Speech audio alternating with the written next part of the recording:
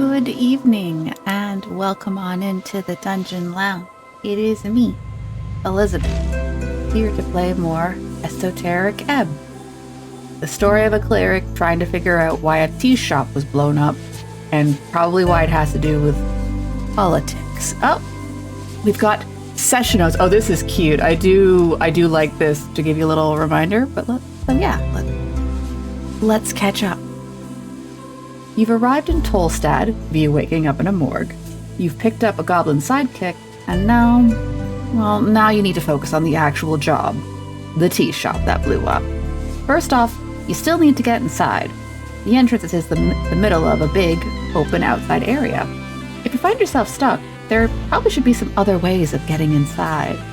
Beyond that, you've also got the owner to track down. From what you've heard about this guy, he could have already left the city. So maybe if you're lucky, you can catch him before he hops on the next shift down to Water Lane. But nothing so far has given you any decisive evidence. So yeah.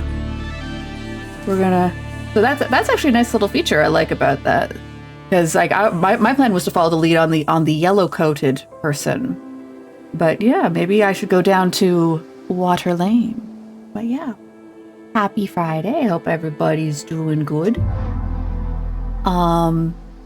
I'm snowed in, which doesn't really change anything aside from the fact that my outside is now covered in snow again, which is fine.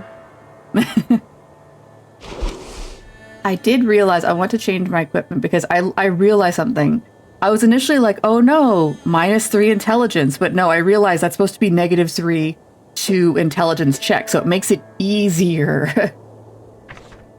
So I should be doing it where this actually... So this makes dexterity checks harder. Or wait, or does it? I thought these were supposed to... No, wait, this is... Okay, maybe I am... Okay, no. Maybe I don't want to be -3 intelligence. Okay, maybe it is -3. Yeah!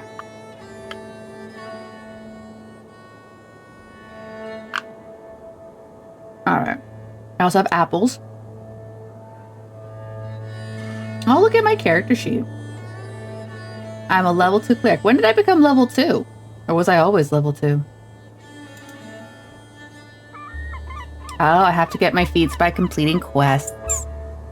Fine. The deep storage. Well, alright. Well, that's good. And then we've got our journal for our questing. Ooh. Ah.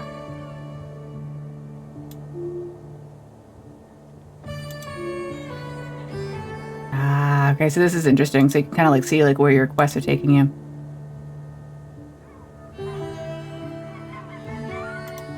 All right, we got lots to do. Oh no, I wanna leave. I wanna leave. Oh yeah, it's this button. Boop. Now I'm free. Okay, we're gonna pull the camera back.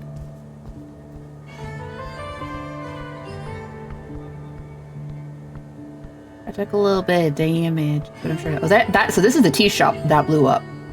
Oh, there's like a hole right down to this center. Let's look at the roof. Windmill. But first we'll figure out this roof. Yeah. I forget how to investigate things. I'll click on it. Pure violence. Ooh. Oh, I can't. Okay.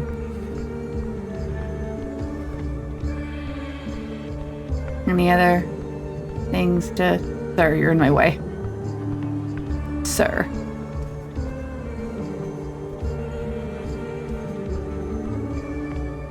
Zoom. We investigated that. Oh yeah, there's a pillar. I said I should also talk to the pillar. Can I talk to the pillar here? Will it let me touch it? Oh, it will. It will. Touch it. The pillar of yore towers before you. He is speaking to you. Touch the pillar. Touch the pillar. I'm touching it. You place a hand upon the surface. A slight tingle spreads across your palm. This is a magical object. There is a powerful esoteric force hidden within this structure, of course, as many scholars have uncovered before you. have a feeling that you can meditate here. It will take some time, but it could prove invaluable. Okay, so I will be at disadvantage because I'm sleepy. So I have both this disadvantage and advantage. And my DC is 4. I should be fine. I should be fine. Yay! You close your eyes. You shape your mind into an arrow, shooting it out towards the esoteric force. Find the rhythm to Yor's realm. Hear his voice. The cold rock of the pillar turns warm in your palm. You've marked it with your spirit. What? You're unsure, but you feel like there are more spots you need to investigate. Warm and deep. It goes deep down and far up. You lift your hand from the surface and you are able to see normally once again. But you feel like you've learned something. You must keep looking. Soon the pillar's secret will be revealed. You understand plainly. There's more to this pillar you need to investigate. In time, and further below. Hey. Let's go look at the tea shop that's blowed up that I'm supposed to not go in. The tea shop. Oh my god. Midst squirts, marks, and cracked masonry, you approach a doorway. There are several planks blocking the passage. The tea shop. What a mess. Take a peek inside. A powerful force left these marks. Yeah. Big fireball. Fastened with several nails, you also see a paper. The goblin clears his throat and begins reading the bold letters at the top of the paper. City notice. No trespassing. That doesn't include me. I'm no expert in city law, but... Your companion suddenly kicks a plank, sending a subtle ripple of blue energy around his foot. You think I wouldn't sneak in by myself if I could? It's sealed. You ain't getting in without the magistrate's approval. As you do, subtle ripples of blue energy appear around your gloved hand. Yay! More experience for touching the thing. It is sealed. As you move away your hand, the faint aura shimmers in dark translucent blue and then fades away. Yup. This feels like trouble. Just standing near the door makes it clear there's a locking spell cast on it. Standard procedure for crime scenes. So, oh, DC 26? Oh my god, that's bad. That's a no.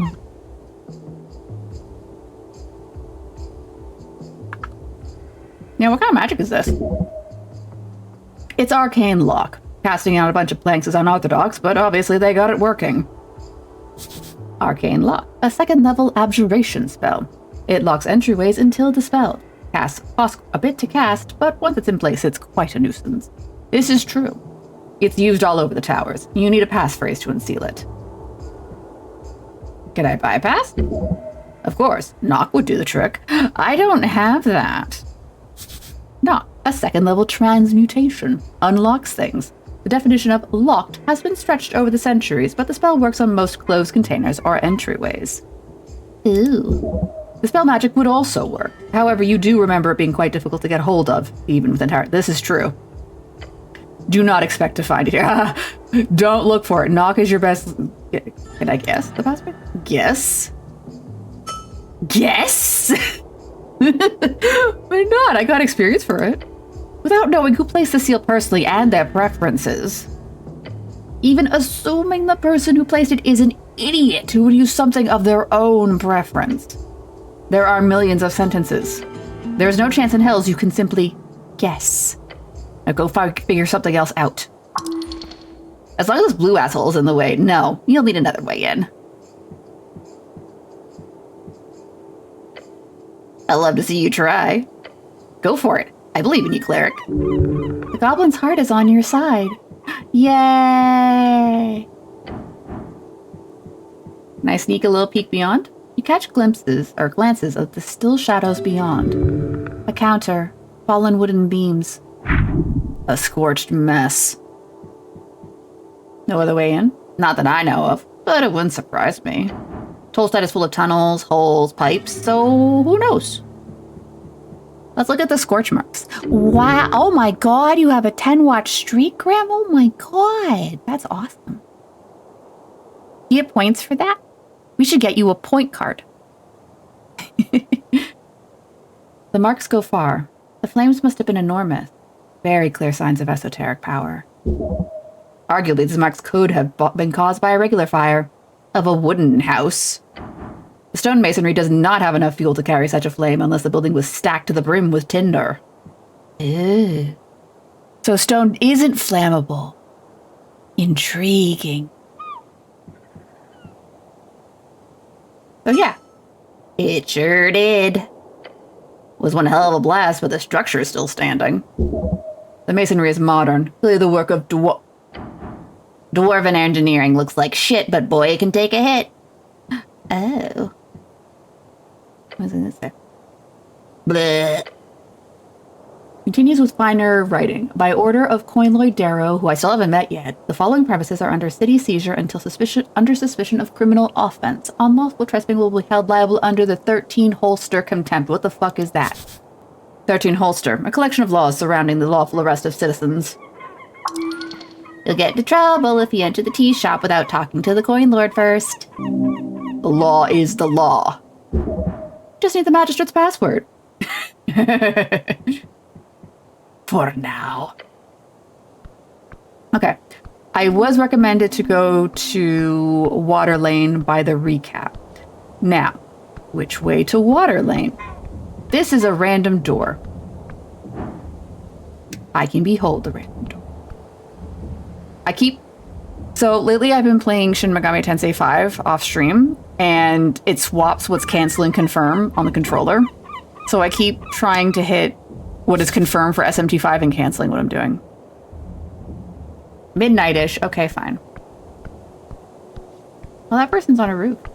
I keep kind of expecting to hear, like, whirling in rags from Disco Elysium. Like, da, da, da, da, da, da. I don't know. Don't mind me. Behold. Empty? What do you mean empty? It's got fucking money in it. Fucking money. Alright, well, ow. I ran into a pillar. I'm sure I'm fine. Hello, is this the way to the docks? I am lost. Hello, can you help me? Fine, don't. A bag! Behold. Looks greasy. Touch it. Ooh, instructions. What are they instructions for? Wrong button. Or no, inventory. Instructions. Examine them. You hold up the paper, finding it to actually be a torn-out page of a book. The name in the margin suggests the book is called A Gnome's Starter Guide to Esoteric Memorization. Read it. Read it. Read it! The goblin leans over your shoulder and reads it as well. The first step to understanding esoteric memorization is understanding the underlying powers at play. Jor's strings stretch across his coat. Invisible to the eye, yet connected to all things living and dead. Jor's strength. The ley lines of esoteric power holding the realm together. Thank you, intelligence. A spell is simply a set of rules you must follow in order to manipulate those strings into an esoteric effect. Yet those rules themselves are esoteric in nature. As such, most wizards will find it impossible to remember more than a handful of spells at a time. Newbie wizards, maybe. Oh, how many can you memorize? Many. He turns back to look at the page. Keep reading. There's a big divide between cantrips and actual spells, as cantrips are both easy to remember and will not consume a spell slot. I know. Spell slots are the common representation of how many spells in each spell level caster is able to perform without rest. I feel like this is here in case you have not played D&D and you're like, what's a spell slot? As a gnome, you are naturally gifted in the art of illusion magic. Other schools will be more difficult to memorize. I'm not a gnome. Am I a really tall gnome? I don't know. A suggested harmless spell to use in training the first level is grease. Hence the oiliness of the bag. To increase your chance at memorization, attempt to cast it at least 2 times per day. In the margin, there's a handwritten note that you managed to spot. It's written hastily in bold, like the author really wanted to hype themselves up. Experience! It says, every evening and every lunch break at work, remember, you can do it. Oh, good. I like that. He's cheering himself on. Oh no. The goblin leans over the bridge, looking down into the river. Oh no. Damn. He slipped. And then he felled. An esoteric mishap. Magic is a blade without a handle, and so on. As you go slipping. Did I slip into the river? Is that how I drowned? Intensely dangerous. Yeah, let's learn it anyways. You quickly memorize a piece of paper. Now I could go to... That's a really big seagull. Holy shit, you're huge. Yeah. It's fucking huge. You see a bird sitting on the halfway bridge of ruins. It is large, its beady eyes staring out into nothing. I still don't have talk with animals yet. It checked you out, just as you approached. The bird's got you under control. Greetings, servant of the river. The bird does not appear to react to you. The giant seagull. You have enough traumatic run-ins with them during your youth. I did? A native Ascani bird. They are an opportunistic feeder upon the coast, hunting various large and monstrous fish and crustaceans, as well as scraps left by folk. They are seldom aggressive, despite their size. Well, they're too big to be aggressive. These are not normally a danger to anyone. Ooh, pet him! As you reach forth, the gull doesn't seem to react until... snaps at your fingers and you quickly pull away. Could have been bad.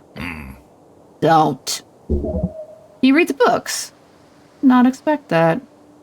But I want to keep petting the bird. Do not anger the beast. It's calm, just sitting there.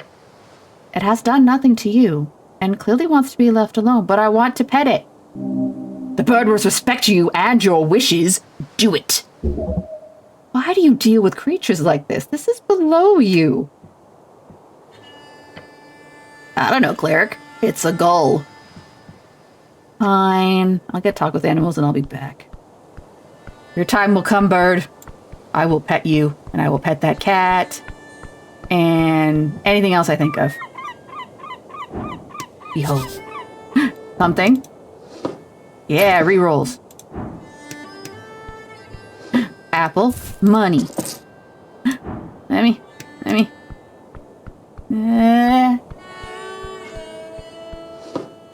Food. Money. I'm gonna get Hobocop in no time.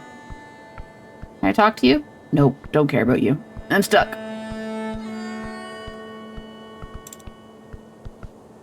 No, I said... You're double-clicking. Now! Fine. I've wasted half an hour trying to pet the bird.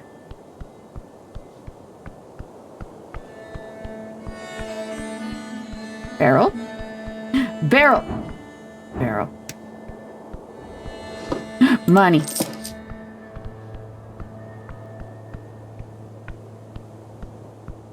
I know, I'm really rich from all this barrels. Windmill. What's in here? Lobster? No, come back! What are your secrets, lobster? Bunch of site safety rules. Then it says, if broken, contact your local union representative. Oh. There's a red thing. Give me the red thing. Oh, it highlight. Gimme. Stress cube. Well, it's mine now.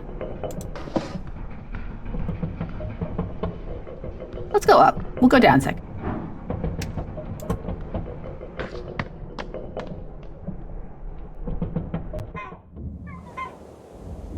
Ooh, I'm on the roof. Something on the roof. Something on the roof. Resistance note. Sure. That seems to be it. Alright, well, we'll come back.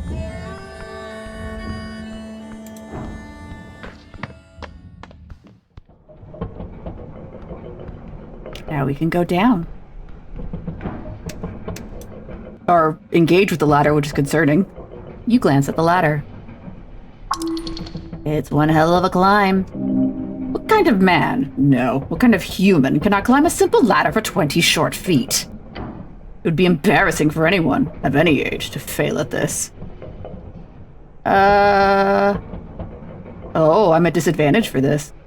What happens if I... no. We're gonna go to the docks. How do we get out? Let me out. There it is. Okay, there's the door. We have to go to the dock. I keep getting distracted and not going to the dock.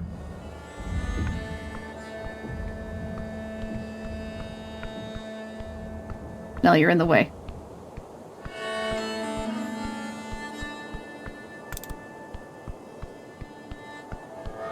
Those barrels are in my way now, too.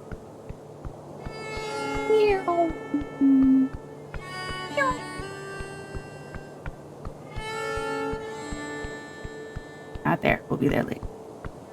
Kitty shrine. Lady. That guy. Wall. Other wall. This way. Duck this way. We apparently don't get to go this way. Fine. Are the docks down then? Because that leads up to Dingus. That led up to something else. I'm lost. I'm glad time doesn't pass when I'm walking, because I'm lost. No, I'm not. I'll figure it out. Gotta go just gotta get to Water Lane. Wrong way. Wait, is something poofing and unpoofing at that square? Barrels. Money.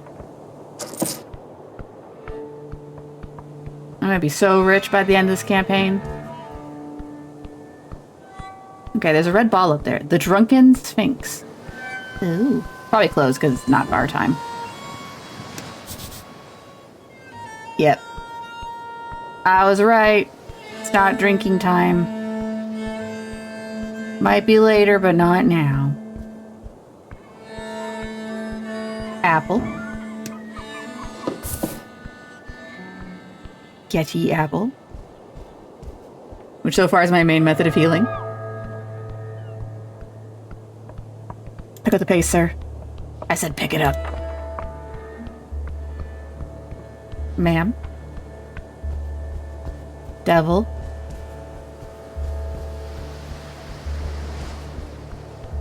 Pot.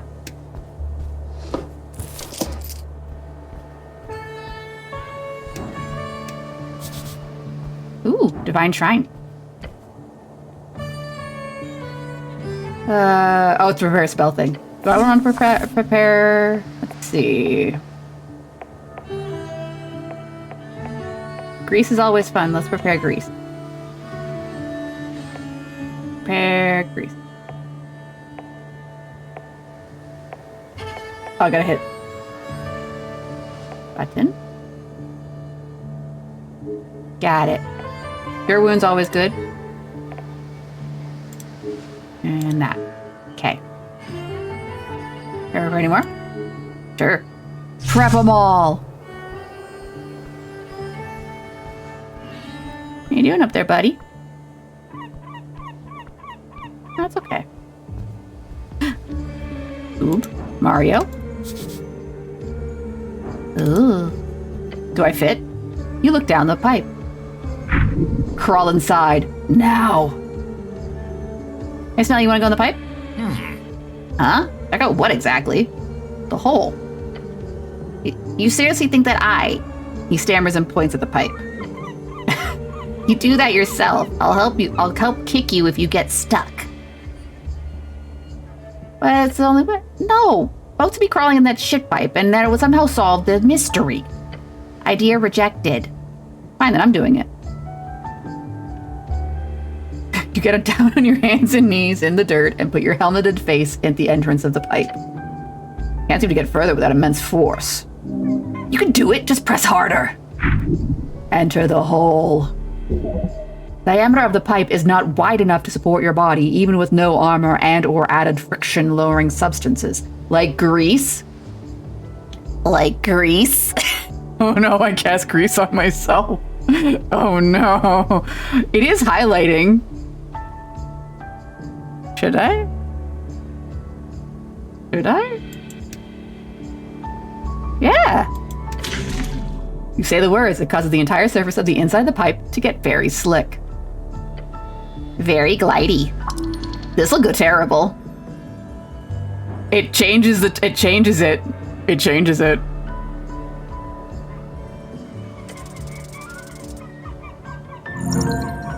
Yeah, I'm going in the pipe. I was like, what the hell is wrong with you? Oh.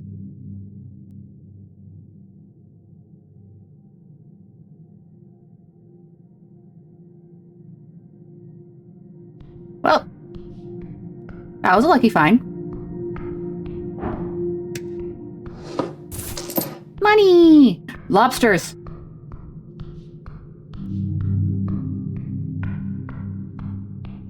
Let me converse with the lobsters.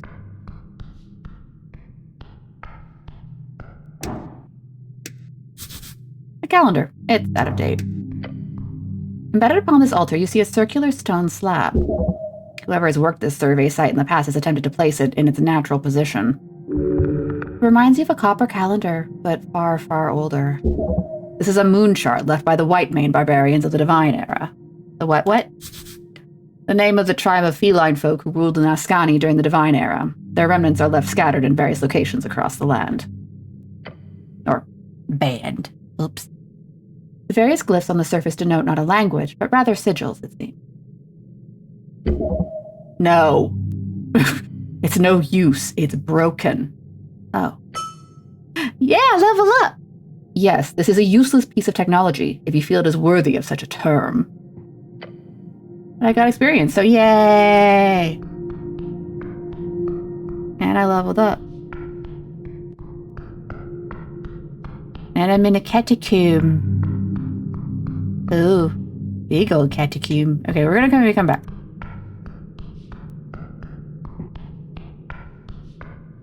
There was a man over here. I'm going to bother this man. And there's also stuff.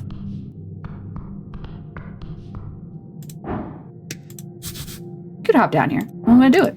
Hop down. You glance at the step. It's a descent of approximately 50 inches. 2 meters.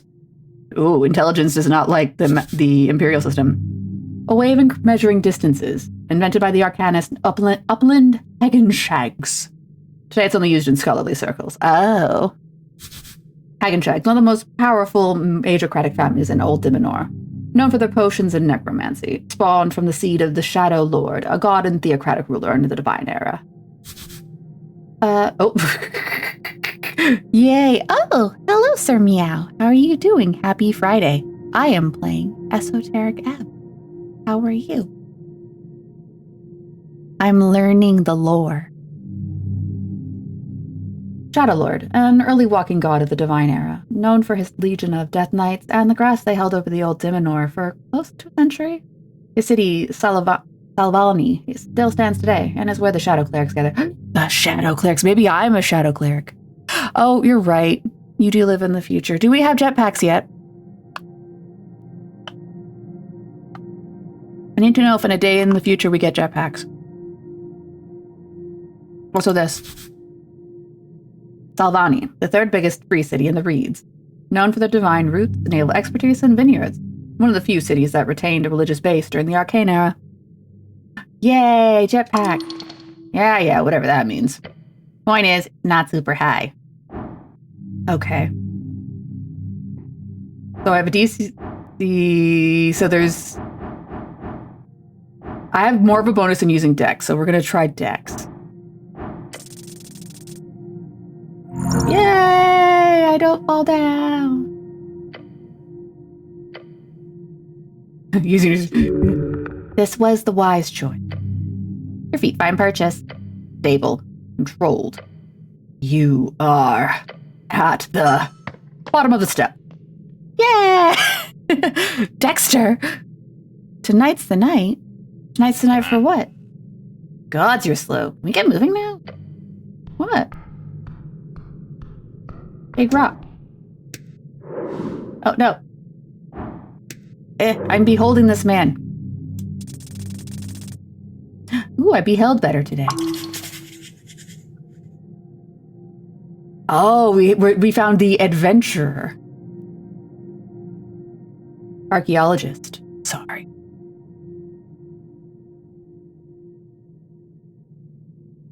He's looking for a hoard. Can I talk to the lobster? Can I talk to this man?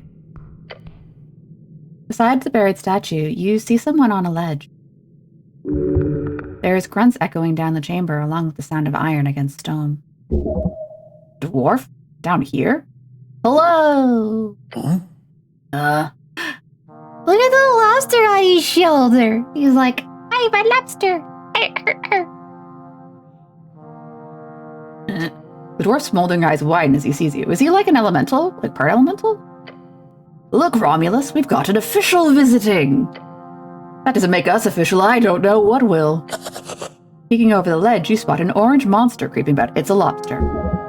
A rust monster. The dwarf appears friendly with it. How strange. That's a lobster, but I guess it's a rust monster in this setting.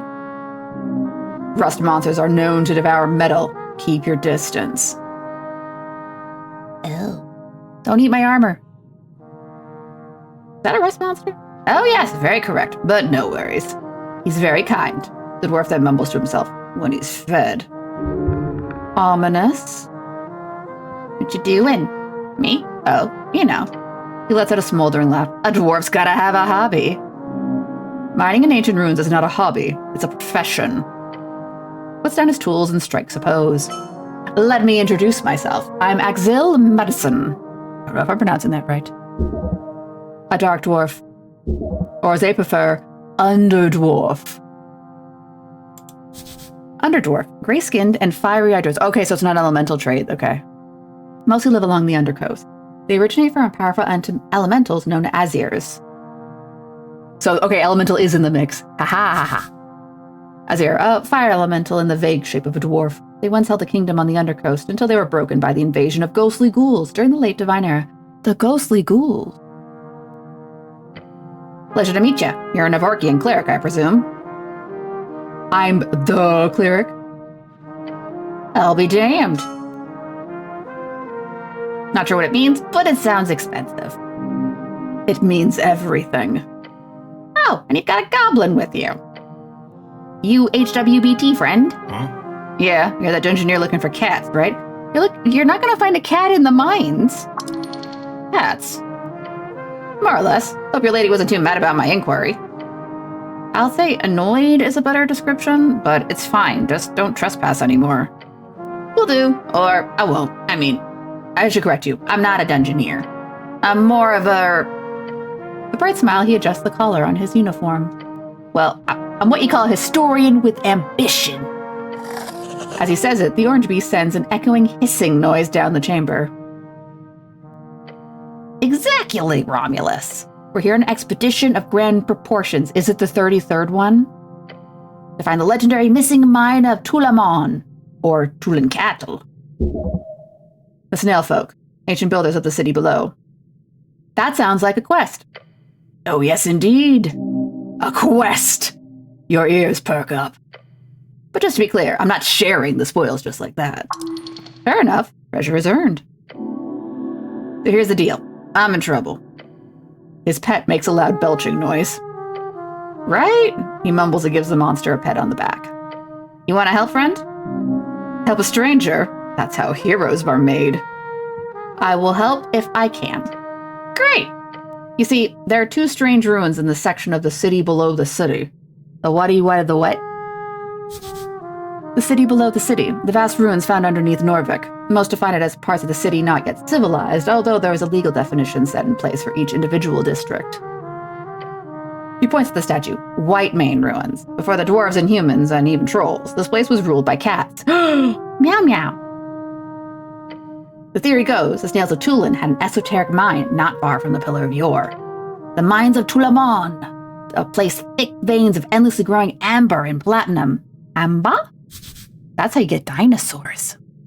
Amber, a translucent magical resin with a faint yellow glow. It's often used to store esoteric energy and is extremely valuable material across the coast. The technical term is electrum. I know what that word is. An old term for magical amber ore. It is only mined in 3 locations across the coast. The clanlands of Ascan, the toothy river of Haishai, I don't say words good, and the Rockwoods of Yim. Rockwoods, one of the 8 bands along the coast, means either growing maw or into the air in abyssal. A deeply cursed jungle hellscape filled with volcanic rivers, flesh-eating insects, and murderous plants. Once an elven sanctuary, now home to demonic warlords, tiefling cities, and celestial crusaders. Sounds shitty, I don't want to go there. Endless treasure. But the walking god of the White Mane, for whatever reason, sealed it shut at some point, according to legends. You almost missed it, oh no! But you're here now. I haven't done much. I greased myself and went down a pipe. I found grease. Snell was not impressed, but I went down the pipe. Now I'm talking to this guy. Sealed esoterically, probably, since we can't seem to locate it. Esoteric seals can be broken with the right knowledge. Yeah, so... Exactly! They're looking for it. Oh yes, I'm not alone in this, of course. But my research has shown me clear indications that these 2 ruins below Tolstad are more or less unexamined. At least by skilled hands. Your hands are skilled. Very skilled. So what's the problem? There's no problem with this site. But I'm almost finished here, and I'm unable to gain access to the second Right Main ruins. Because it's inside HWBT territory, and they are very unwilling to allow a dwarf like me past. Your lovely goblin friends have hired a brutish bugbear as a guard. But you're a cleric. If you can get access into their territory, then please, head south. Through the damp high caverns, there should be a White Mane ruin at the end. A shrine, probably marked by a bunch of feline symbols. Kitties. You gestures toward the giant statue. Just look for big cats, essentially. What do you want me to do? He leans over the edge. All I need you to do is tell me if you find a symbol of a sun or 2 blades. Oh, that sounds like work. Sun, the light of the day, the great source of power that moves alone across the sky over the day. It follows a different pattern of movement in each band, and with each different intensities. In Ascani, it is small and moves quickly. Oh, the sun has... The sun sounds temperamental in this setting. Hobbies, it's true. Hobbies are important. Streaming is, like, coming to watch me stream is a low-tier priority. Real life always trumps that. Either of those. Then report it back to me. If you're able. And if you have time. He sighs, a deep, frustrated sigh. Wish I could do it myself. Darn those goblins. No offense, he adds, giving your companion a nod. None taken. I really, really do not care. Got it. Great, and good luck. So what do you know about D-Shop? That is what I'm supposed to be doing. Huh. Crosses his arm and gives you a long nod.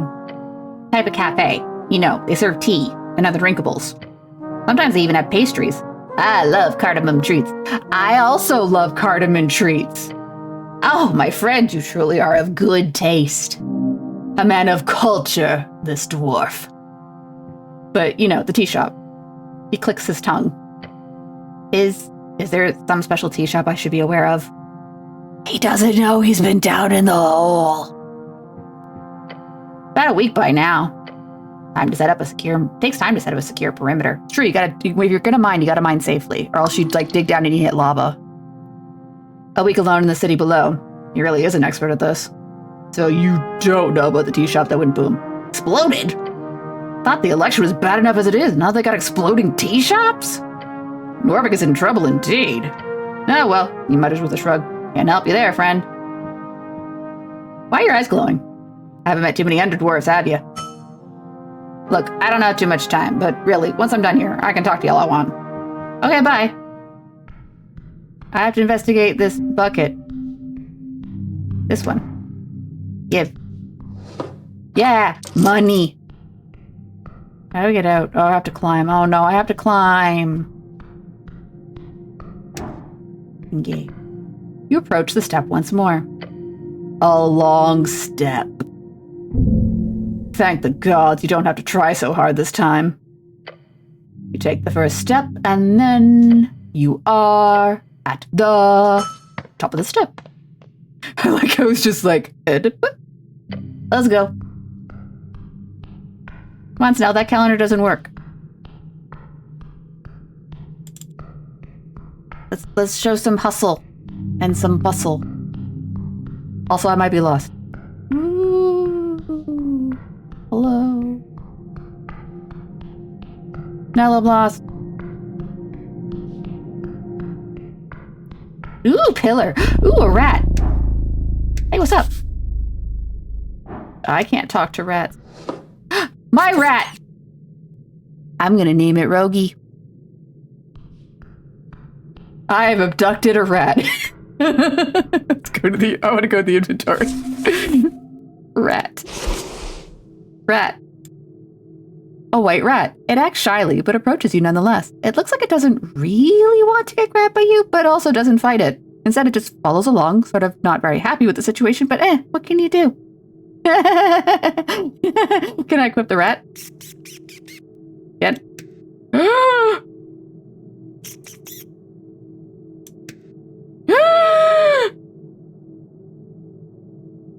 Wait. Where's the rat? I've equipped the rat. Well, where is it?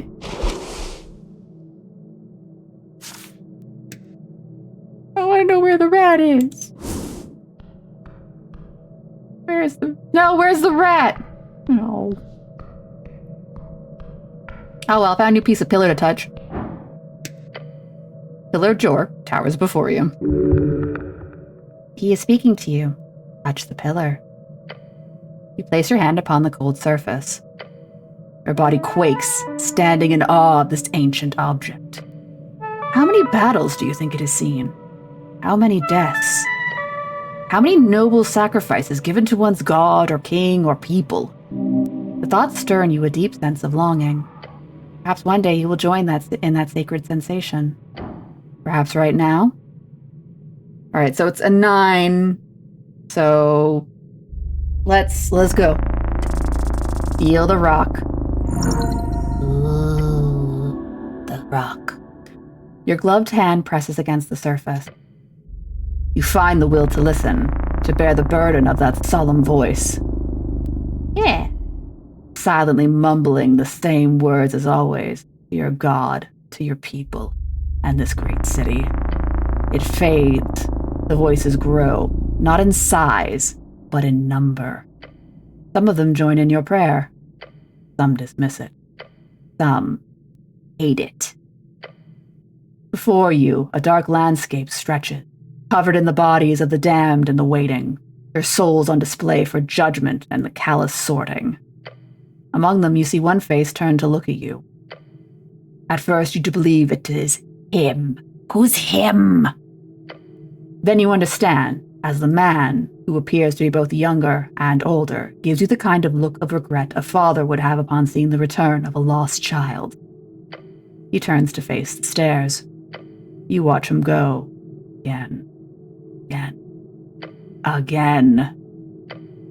Your heart is racing, blood pumping. You almost faint on the spot. Yay, experience! Whatever you saw, it quickly disappears, deep into your skull. The pillar does not whisper here. It screams. Go down. Further down. You understand plainly. There is more to this pillar that you need to investigate. In time, and further below. Is the pillar disappointed in me? Also, how do I get out? Also, there's something on the floor. It's mine now. Door! You approach the firmly shut doors. They appear not to be open. I hate these things. OWDs sprouting like weeds across the dungeon. Terrible. Horrifying even. Wait, dungeon? Have you looked around? In a figurative sense, I think. OWD. One-way door. He taps the wooden surface.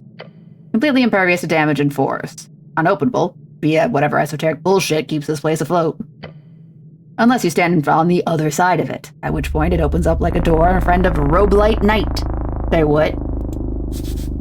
Robe-light night, before the eternal darkness and intense cold of Ascani winter begins, a group of women are selected in Norvuk to perform a series of chants on the banks of the river Torna. It is said that in the past, these women would be allowed to walk upon the water and cross the river through their love of earth. Oh. Thank you, Grim. I'm stretching and sipping. The one-way door. That's the logic here, yeah.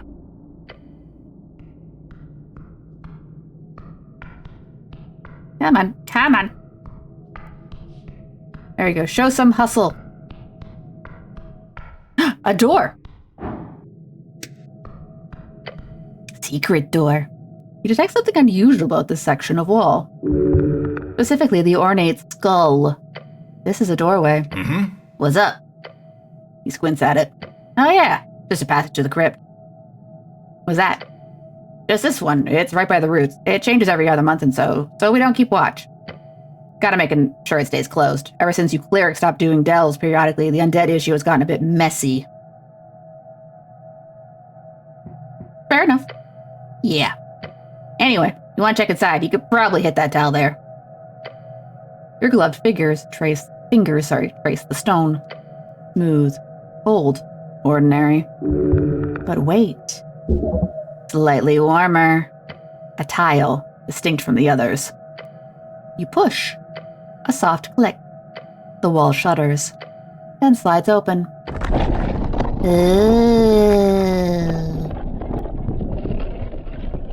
But what's this way? Revealing a dark passage beyond. Experience. Old air rushes out. Sweet. Guess I'll keep my sling ready. He means his weapon, not his manhood. Wait, what? That won't be needed in this dead, bony place. That sounds like no. Oh, hey. Back here, I think. This seems to be back in goblin territory. Also stuff. Wait. Snail? Can I talk to the snail? Nope, I may not talk to the snail. Oh, hey! Beware monsters. Bunch of people have been turned to stone. Hello, who are you? Oh, this is the bugbear.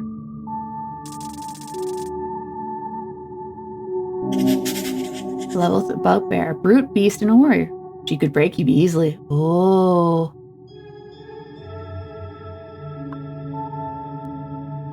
This is the guy preventing him from going on his journey.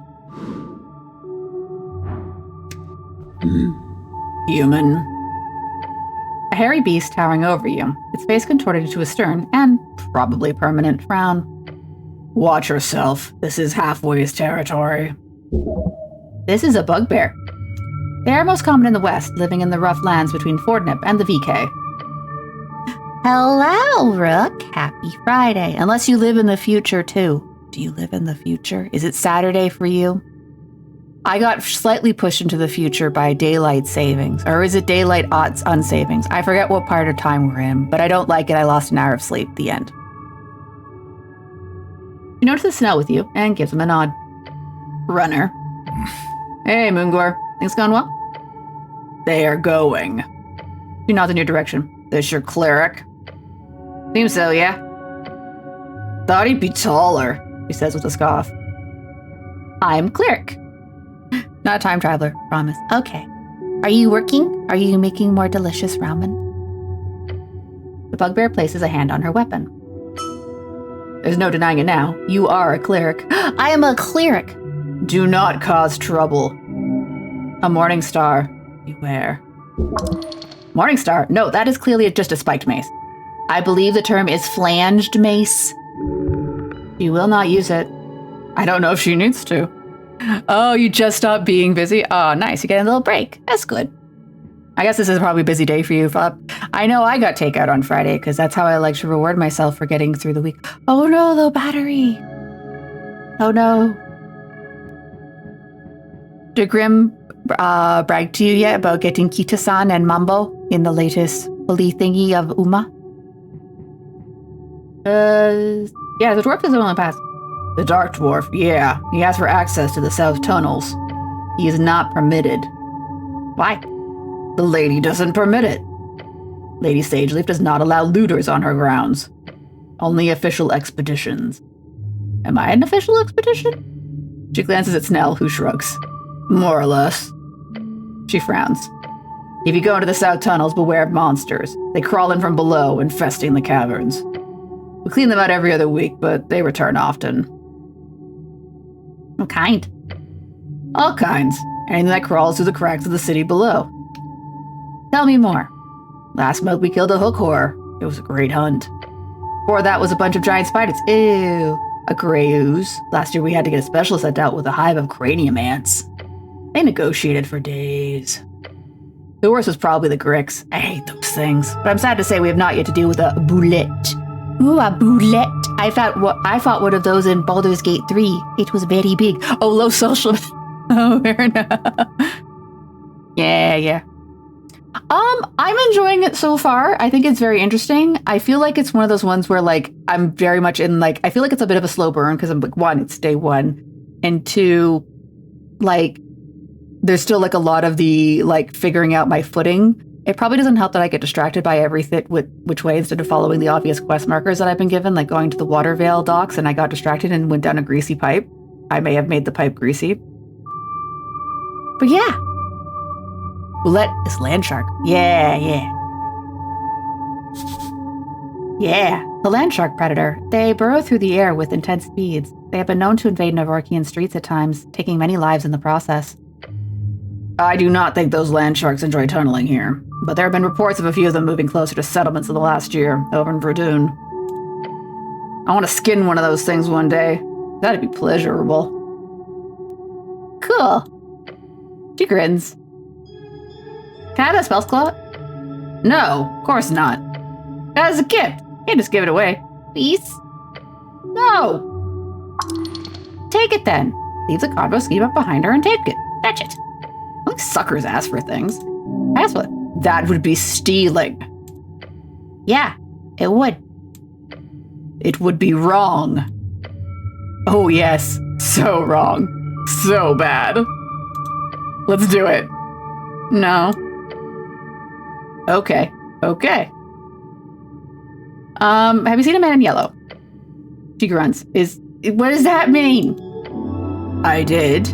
We did get a little lead. I have a little itty bitty lead in all my running arounding. Yes, definitely. So far, every barrel has had money. I am a trash hobo. I don't know why they keep calling me a cleric. Are you looking for this man? Yeah. The bugbear shows you a deep frown and says, if you see him, stick a knife through his heart for me. What? I saw him approaching from the pillar chamber. Tell him to step away from the halfway turf. That bastard. Cast a spell on me. That's awful. No, I was weak. I saw him approaching. He wore an ugly yellow robe. Then he said a few words and suddenly I happily allowed him to pass. Charm of some kind. I was helpless, like a kitten. Like that cat society that used to run a kingdom. God, I hate kittens. Okay, so all right, chat. We're no longer allowed to like Moongore. She doesn't like cats. She is now in the shit books. Run away from her before it's too late. But you hate kittens? Yes, any child beast, really. They're too weak to survive. Emotional damage! I know. They're too weak to survive on their own. Disgusting feature of adolescence. Anything else? Huh. He had slightly darker skin, unlike most pale humans in Norvik. Carried a backpack and several things. Tools. Like drow darker? Somewhere between tall hill goblin and pale fell orcs. Great. She shrugs. I will salute. I will avenge you. Okay. You must find this man and punish him. I don't know what I've just done. I don't know what phylogenistic means. Like phyllo pastry? No.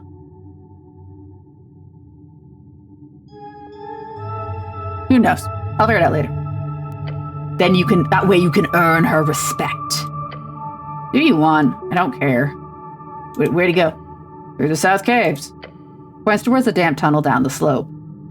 I warned about the monsters as he walked away. Because of that damned spell. I would have hoped for him to be dinner to some hook horror or dark mantle, but the bastard turned himself invisible as he entered the tunnel. I hate wizards. I'm neutral on them. The bugbear lets out a grunt. Clearly signaling she's done with this part of the conversation. Explosions. I felt a slight rumble in the earth. I was down here guarding the roots. So, nothing. Nothing I have to tell you, human. Okay, I feel like this option 6 is going to get me in trouble, and I'm not going to say it. I have already been racist to goblins today. I don't want to add potential. Wait, what? Hold. Give. Hi. A figure stands before you, frozen in stone. Completely petrified. Their arms are raised defensively, hands covering their face. So, like something... A posture of pure terror. So, like, is this like a basilisk? Is this a sign of a basilisk? A basilisk? Huh? Basilisk victim. I was right. Nasty way to go. So, why do you keep them?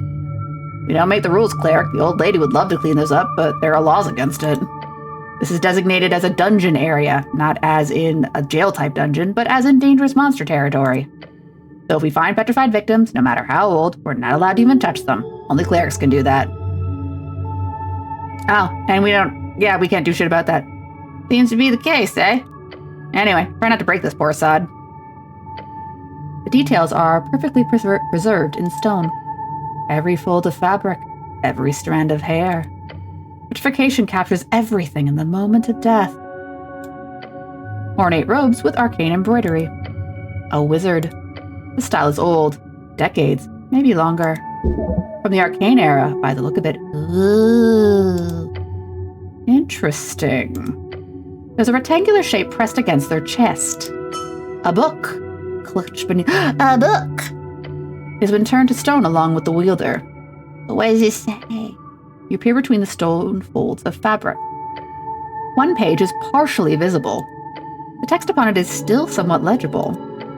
Stone does not completely obscure ink, if the pressure was hard enough. The handwriting is cramped, a wizard's notes. Most of the page is obscured by the angle of the stone. But one phrase stands out clearly. Written in bold lettering at the top. But what does it say? Master Hagenshags. I will learn. Hagenshags is that one guy that they were talking about earlier who invented the spell of grease. We're just learning a lot about Haggy Shaggy today. A formal phrase, like a student's oath. Oath, a legal agreement either spoken or loud or written down. Some oaths, especially those sworn in the names of deities, have real esoteric power over one's body and mind. They can also be broken, but at great cost. Yeah, you keep your promises. Or a passphrase. Hagenshags.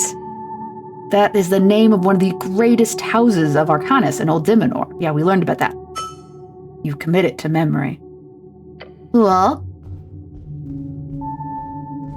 So that's the bow. Gimme. Hey, give me that. Now I have 2 bows. I have a crossbow and a longbow. Let me out. Anything over here? Sir, you're stuck. What keeps poofing? Ah. Amongst the tangled mess of vines and mossy rocks, you see a tangled thick roots of a bracken tree. A wah-wah? They crack open at the walls and ceiling of this half-dwarven, half-anticipalian amber. I guess that's the fancy word for snails. Bracken, an Ascani tree known for its impervious nature. Sometimes called ironwood, the Elam Forest holds the largest collection of bracken in the world. Bracken. The Elam Forest, great woods covering most of the border between Ascan and Reeds. It is a domain of the Elam Elves. We met one. She wants to fuck up a paladin. It spreads like a 1,000-footed spider. The natural retaking of the artificial. It is beautiful. Hello? The tree does not respond. Alas, I don't think it's got a mouth or a brain. Guess you could try talking with some magic. Then again, I'm no expert. They are soft in the surface, a layer of moss. They are thick and create a vast, tight forest. However, there is something there. Base, beyond the roots. Ooh, more or less. The roots go deeper. Much, much deeper. So I should break the roots? It would be difficult. The tree is ancient and powerful. There's clearly something hidden inside here. Well, brute force is a bit passé. It might be suitable here. But also, I am not strong. So not now. Good. Let sleeping trees lie. Okay, let's go check over here, because I saw little happy faces. See little faces. Oh, I do see something. Yeah, I see it. I see it. Oh, hello. Floor reroll. Another mouse. Can I have this mouse? Oh no, oh no. Now I have 2 rats. Can I equip the other rat? Now I have 2 rats. A green rat. It appears very aggressive until you get close, at which point it gives up entirely, allows you to carry it around however you want. Now I have 2 rats. I am the rat queen. One of these days I'll get to the... That looks like a big boulder. We're not worried about that. I'm trying to go to the docks.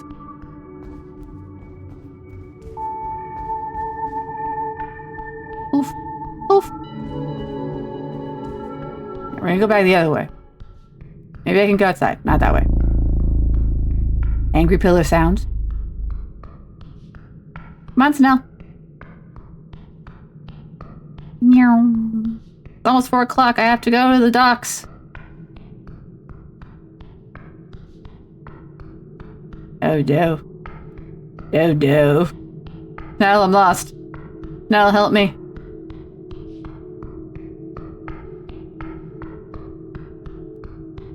Okay, that's the door. Aha. That's a one-way door. Shit. Everything suddenly goes very, very tight. A cramp? What's going on? You can neither move nor breathe. Cleric, you okay? You hear your companion's voice faint, as if he was far, far away. Uh-oh. This is quite possibly quite terrible. Hold on. You're not just playing around. I can't fucking move. Oh no. Oh no, no, no, no. Stop playing around. Stopping like that reminds me of the time that the goblin takes a step closer to you before jolting back. A cube! All around you, acidic gel. Cube! It's seeping into every oh god. Oh no. Oh, my health. I died!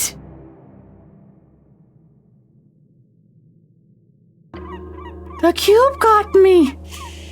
And then the death saves got me. So do I pick up where I was? Or like, where do I end up?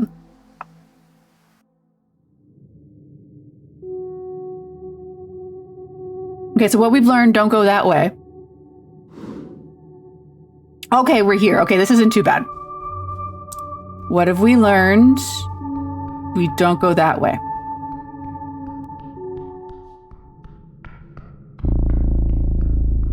So we don't go... Oh, what is over here? Oh wait, I think this leads back to where I died. Taking a step forward, you touch a thin cord. Leaves no more gelatinous cube. Something soft latches itself around your ankle. A contraption is now in motion. Oh no! There is no time. It is a trap! It's a trap! Play the trap? Play the trap? No. It tightens around your boot. With a violent tug, you're forced to the ground, hitting the back of your head and the steps. Before you can even react, your entire body has been dragged over the edge. Cleric! No, no, no, no, no! You're falling, but not far. With a painful snap, your descent is stopped, and now you're simply left. Oh no! I am in a pickle. The goblin leans over the edge with a frown. The mechanism is below. I can't reach it. I can try and grab you once you make it up here, but you gotta do most of the work yourself. That sounds lovely, thanks. Don't talk, just focus on climbing. It's snared tight around your boot. Should keep you hanging for a long time. You see how it's connected to a series of pythons wedged below and on the side of the stone walkway. Next to you is a hanging rock. It acts as a counterweight. Terrifying, efficient, yet surprisingly simple contraption. Whoever set this up is an expert. You had no chance of noticing it before it went off either. That trigger must have been hair-fine cord or something. Gives you less than a second to react. Yay, I learned about it. So what's the plan here? You're going for somebody help or just a guttural fear-induced howl? Your voice echoes up and down the stone spiral. After a few seconds, it fades. If you don't shut up, I'll cut the damn rope. Now climb! Fine. But not like that. A deep breath. You heave yourself forward, grabbing the rope attached to your ankle. Your muscles strain. Pain. Your weight is too much. You've been hanging here for too long. Can I, cure wounds? Yeah. There we go. Woo! You must try again. Your quest cannot end here. Oh, but the quest ended over at the Jetless Cube over there not too long ago. One more time, cleric. I'm not telling the old lady you died on my watch, but... Oh, at least they're giving me a break on it now. Because I still rolled shit. A final deep breath. You feel the numbness spread as you heave upwards, one gloved hand grabbing the rope, then another. Through sheer power, you pull up your entire body weight upwards, climbing higher and higher until... A green claw grabs your hand. The goblin companion groans as he helps you up. You roll over the edge. Your fingers dart around your ankle, desperate to remove the latched rope. You rip it off and toss it to the side. Free. Safe. Alive. A skilled hunter, most likely. This is no mechanical contraption. Just a series of pythons and a strong rope. The goblin stumbles back. Fucking hell. You realize you've been holding your breath. Your lips are probably turning blue. Okay, time to breathe. Air fills your lungs. You are alive. XP! Thank you, Snell. That was a nasty trap. I don't think I would have noticed it either. Your companion looks disturbed. But still, don't let that happen again. Extremely sturdy rope. Thick. Soft to the touch. Can I have it? Bisquill hemp. The type that grows on the border between Heishui and Kurgamesh. Whoever placed this trap is an extremely well-funded or highly resourceful individual. All at the knots, you see a series of burned-in letters. Someone's left a message on the ends of the rope itself. Behold, Booblaslop? Booblaslop. Booblaslop? Crad. I don't know what that means. I don't like the look of it. Really, really don't. Can I have the rope? Can I have the rope? Guess not. Can I have these mushrooms? No? I think this is what leads back up to the uppy. Yeah. The up. Rats. Yeah, okay. I have my bearings. And 2 rats. I'm gonna have a whole shit ton of apples now. Apple. Apple. Apple. Apple. Can't eat full. Okay. So I had to level up. How do I level up? I was told I leveled up.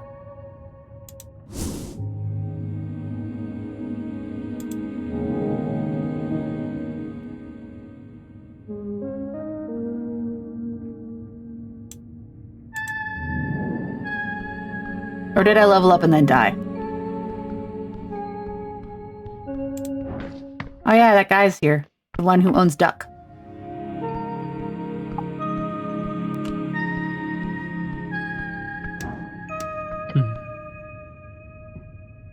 Okay, no. Huh? You want to run down right in front of him? That's not the point, cleric. Hey, can you hear me? No, cleric, nor am I listening. Go ahead. See? The goblin sighs. Biskin is a local mortician, unaffiliated, works on contracts with the city. The HWBT has a deal with them, partly because he's a neighbor and partly because he's not, mortal. The goblin clears his throat and throws a glance back to the mortician. He's not the type you want to make enemies with, but hey, he seems to like you, so good job on that. But my suggestion, keep your distance, just to be safe. What do you know at T-Shop? What's there to say? I know about as much as your average Novorkian. He does a humble shrug. Well, tell me. Of course. I heard the explosion. I went out to investigate only to find the tea shop caught up in a raging inferno. Yay, experience! The Tolstoi militia were already heading into action, so I went back inside, as to not be in the way. And that was that. A loud bang, some shouting afterwards. Shouting? From the militia. They were rushing to the scene. The fire prevention declaration has truly done wonders for this city. What's that? It sounds silly. Fire Prevention Declaration. Signed into action a few years ago, the Fire Prevention Declaration is a governmental attempt to curb the spreading of fires by employing always-ready folk in every district. Response times have been pushed down to less than 10 minutes. That's great. Anything else? As the entire district also almost turned into an inferno, yes, that was quite a lot of commotion. Nothing that stands out, however. Like action. Not that I recall. You sure? The pale man stares at you for a while. He does not want to tell you anything else. Pretty sure. What were you doing? Working. He motions towards the stack of papers. The explosion occurred at noon, but the day it happened was an official civic holiday. Why would he be working on Toll's leaving? Toll's leaving, a Novorkian holiday, to honor Earth's brother Toll as he left to explore the waste. Usually celebrated with honey cakes and honey cakes! I don't care about the wine, but honey cakes. Who's Toll? Earth's brother and mythical explorer Bascan. Founded several towns along the River Torna and famously never returned from his expedition to the Infinite Waste. You were working on a city holiday? Yes. You see his eyes fixating on you for just a bit too hard. He's searching for an answer. Just for a split second. I was behind. You know who it is. Okay. Huh. Okay, anything else? No, I'm good. Bye. Come on, Snell. Oh yeah, this way. Growing up, east. I'll find the docks at some point.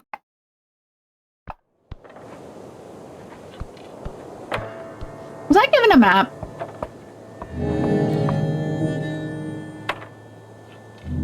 Wrong button. Inventory. Doesn't look like it. I don't have a rat anymore.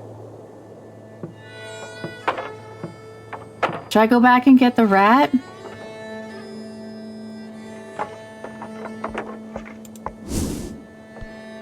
I'm tempted to go back and get the rat. Yum.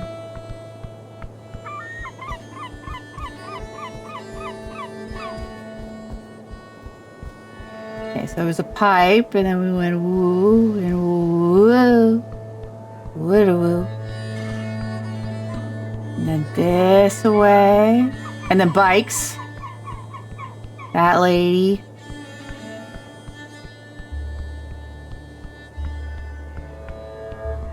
Where are the ducks at?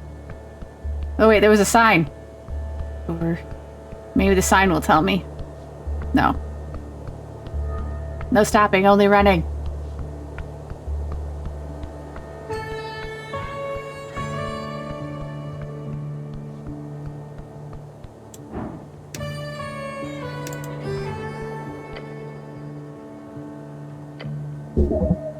Ba ba ba ba ba ba ba ba. Yeah. Down the temple steps, across the circle square, through the garden tunnel, over the pilling... What?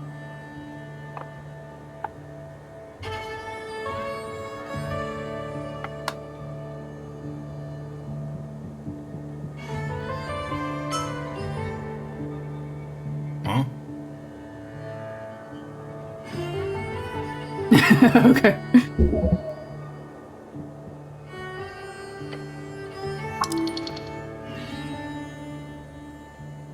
Okay. Pillar Road.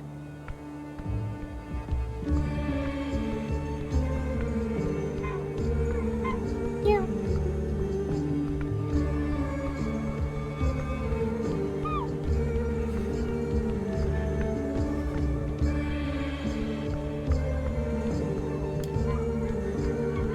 I guess I need to pass through Sageleaf's territory then to get to the rat. Not get distracted by a pipe. Probably. Water, promising.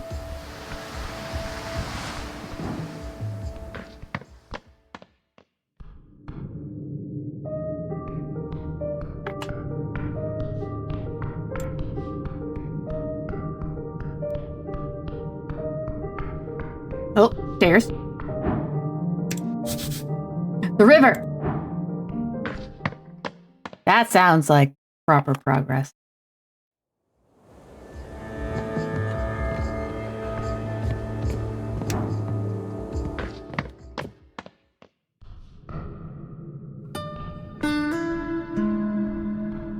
Ooh.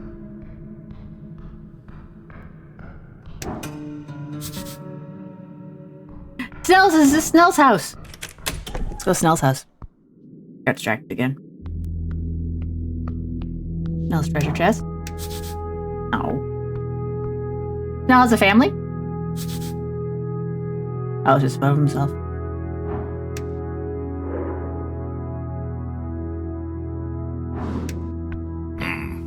On my pad, go ahead. Root around as much as you want. Don't mind if I do. No, and don't touch anything. He sighs. I'm not sure how this is anyways useful to the job. Let me know when you're done looking around. Looking, nothing else. You live alone? Yup. You lonely? I don't spend much time here. You like it? Central, right next to the garden. That's all I really care about, although the ventilation system is pretty sweet during those colder months. The ventilation system, Tolstad is full of tiny holes and air shafts. They circulate air from the river winds all throughout the tunnels. No one knows fully how they work, but they circulate both heated and cooled air, most likely magical in nature. It's cool. Thanks. Hey. What about you?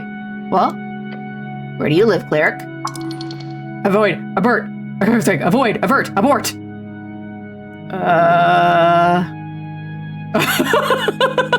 Oh no! I live with the North Wall. Nice city sponsor, but I live with my mom. Lie. Oh, cool. Guess clerics are well taken of, huh? Uh-huh.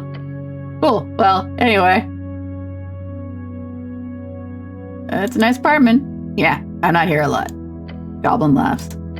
I'd argue it was much better than usual. One time I was on a date, brought her back here. Girl? Terrible idea. The date was already going poorly. Imagine her expression when she steps in here and there's a pile of reports all over the floor, a block drain in the kitchen sink, and 15 confiscated bowls of pixie dust but piled in a corner. Let me tell you, took her 10 seconds to come up with an excuse. He recounts the tale with excellent timing. As his laughter fades, he looks around the place and tells you, anyway, looks better these days. Figure I'm such a neat goblin like everyone says, I might as well keep my apartment clean too. A go-o? Yeah. Back when I was still looking for that sort of thing. You know, getting tied down to one. In the metaphorical sense. Huh. What about you? Question cuts your tiny little holes inside your skull. Mental oh no. Oh no. Oh no. Clerics are popular, right? Avoid, abort, alert. He is not allowed to ask you personal things like that. Oh. The goblin looks at you with no particular expression on his face. Oh no, I have to do it. I'm gonna fail. A passed. He's expecting an answer, so you're going to have to give one. Not a lie, though. You can't handle that right now. Too much pressure, clearly. Too much. Yeah, listen to your gut. Oh, I do. Keep it simple. Dismiss the question in a nice way. Like this. I'm busy with work. Ah. Now, change the subject now. Yeah. For the last few years, I've just been focused on the halfways, and whatever the old lady needs of me. Don't mean to sound ungrateful, though. I do love it. It's real rewarding. Yeah. He laughs. I ask myself that same question sometimes. The goblin takes a breath. I tell you to look at it from a goblin perspective, but let me put it like this. Lady Sageleaf gave me options in a world of railroad tracks. I get to help my people, and I get real fucking good at it. So for now, I'm gonna keep doing it. But you get paid, right? It's alright. I do alright. He grins. Anyhow, anything else you want to chat about, or can we get going? Yeah, thanks. Does he have a cat? Does he have a cat? Does he have a cat? Does he have a cat? Does he have a cat? I see a ball of yarn. He's there. Oh, there's a conspiracy board up here. Now's work. You stand before a wooden board covered in sketches of various people. Okay, so that's like, I think, Sageleaf there. Each of them connected via long threads. What is it? Huh? He looks over from across the apartment. Oh yeah, Project Visualizer. Helps me keep track of jobs. You can check it out if you want. Haven't done much other than basic outline at the tea shop yet. I've been busy with all the running around. You're good at this. Thanks. What'd I do? Once we're finished, I'll make sure to compile into a proper report for the old lady. You see several faces you recognize, and some you don't. A birdman with a black and white pattern, along with the note, tea shop owner. A bulky merman with the text, rival, no, and ambitious. A stout-looking dwarf in a uniform with a hammer in the corner, patron. A stylish orc with a free-strider heart symbol in the corner, completely unaffiliated, suspicious. A pale man holding a skull. No motive. A human with a fancy beard and fish symbol in the corner. Suppressing info. Beware. And finally, you look at the central piece, the beautiful rendition of Lady Sageleaf herself. Her note reads, enemies, spies, city conspiracy. Neato. Can I have this? I'm stuck. Alright, he told me not to touch his stuff, so I will respect his stuff not touching. I'm also stuck. Okay, let's go. I will find the docks eventually. That's a big snail.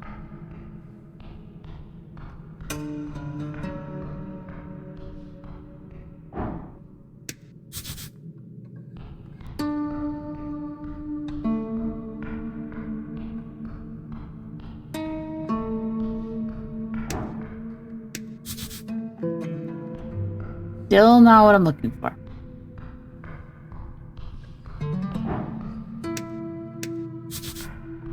Oh, dormitory. Alcohol machine. Oh. Time to talk to the rock. The pillar of your towers before you. Okay, oh, this part I've touched already. Okay, cool.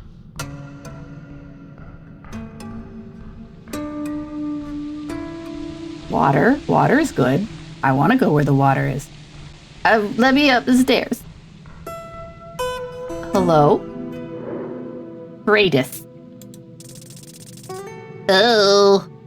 Is that my first nat one? I got nothing.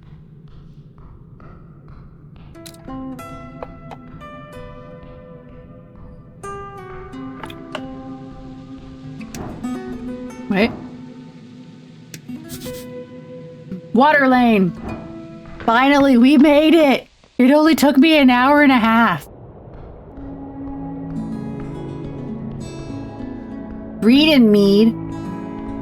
No, we gotta get to the docks. Gotta find Birdman. Trash can. Strange sound. Refers woof. Militant woof. The voice is from a primal spirit. Open it. Gives you a nonchalant half shrug. Water lane, there's always something going on here. Trash can. As you lift it aside, you immediately see something moving inside the pile of shredded documents and old scraps of food. A pair of legs. Cyborg? Oh, it's so small! Suddenly jumping out of the pile, with a puff of moldy dust, is a pine cone. A pine cone with limbs. Immune hearing. It handsome leaves while doing something strange, seemingly improvisational dance upon the trash. Wait, what? Before you're able to do anything about it, the little creature poofs away. Disgusting little creature. As it fades, you only see trash. I've heard about those things. Never seen them, though. What is it? Just what I read about in the paper, and Nessun goes on about. They're called Vitar or something? The Lamplighters Guild had a public spat with them a couple of months back. He points to the lamps behind you. Apparently they mess with the everlasting lights. Not everlasting, then. Guess it's a PR name. I get why they were mad, but I think they got solved once the PCG got involved. And it's supposed to be all over the garden, too. Not that I've ever seen one. Anyhow, they really seem to like you. Let's keep it like that. Like those guys. They're working hard. To the dock. Finding a bird band.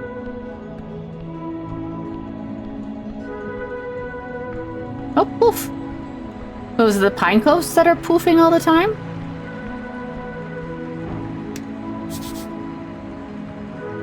Let's check this. Let's check all the rest of this area first.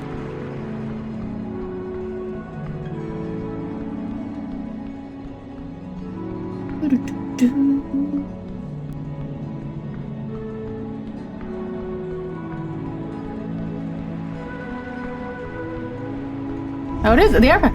Hello? You wear those fangs. Is this a griffin? It is. Sascha's here!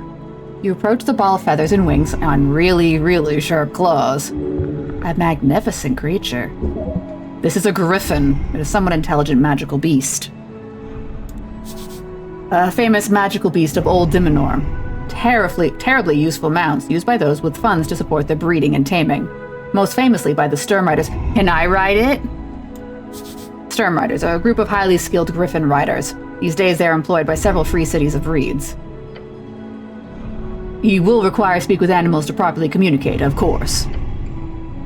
I know! You see a pool of drool forming underneath the open beak of the beast.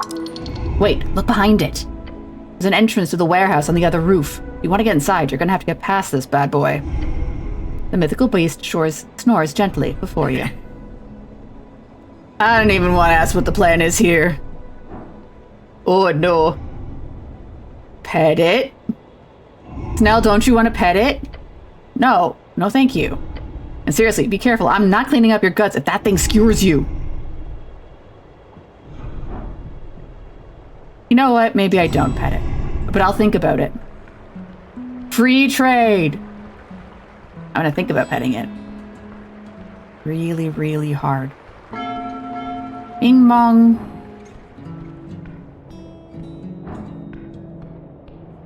What's this?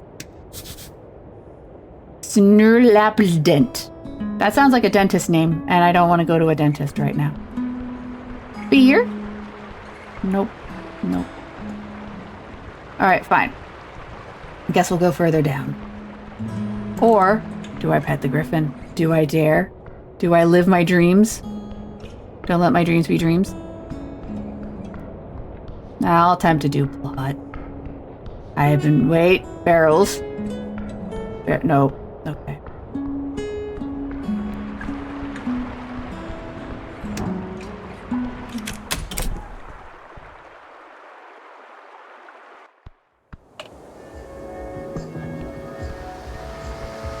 crab. A regular, non-giant crab. Can I talk to it? You spot a crab on the rock. Official name, Tornian Crawler. It does a little shimmy. Yes, cleric. That is a crab. Pet the crab. You reach forth and the crab immediately snips onto your index finger. Huh? The crab pincers grab your finger. Oh no. Hard. Your index finger will come off. Soon. Help. Please let go, Mr. Crab. It says, and does not let go. Being polite always helps. It does actually make the check easier. It's now. Huh? What? Sorry, I was looking at the river. It's very pretty this time of year. It's not. He's just trying to ignore you. Emergency, I'm dying. Crab, yeah, I see it. Guess I can help. Maybe. He looks tired. Yay, Snell will help. Yeah. You use your free hand to pry the pincers off your finger. When your index is released, you immediately feel blood begin to flow once more. Freedom! He was a good little fighter. A good crab. What do you know about the tea shop? It snipped its pincers once more. Was that Krabby? Johnny Longneck blew up a tea shop? What's Johnny? I'm assuming this is supposed to be Johnny Longneck, infamous pirate captain of the Arcane era, had an airship capable of ransoming the safety of entire cities called the Green Rock. It, along with its captain, was lost in the wastes of Old Dimenor around 200 AE. Hello. No. So, shall I recount the ways I have died or almost died since I have started this stream? Also, hi, happy Friday. Hello, Nox. So, First, I died to a gelatinous cube. I lost all my death saves. And then I decided to go a different way, and then I fell in a trap with a rope. And that was very harrowing, and I had to use my cure wounds. And then I thought about the fact that the girls don't like me, and then I hurt my brain. And then I met this crab, and I tried to pet him, and then he did 7 damage.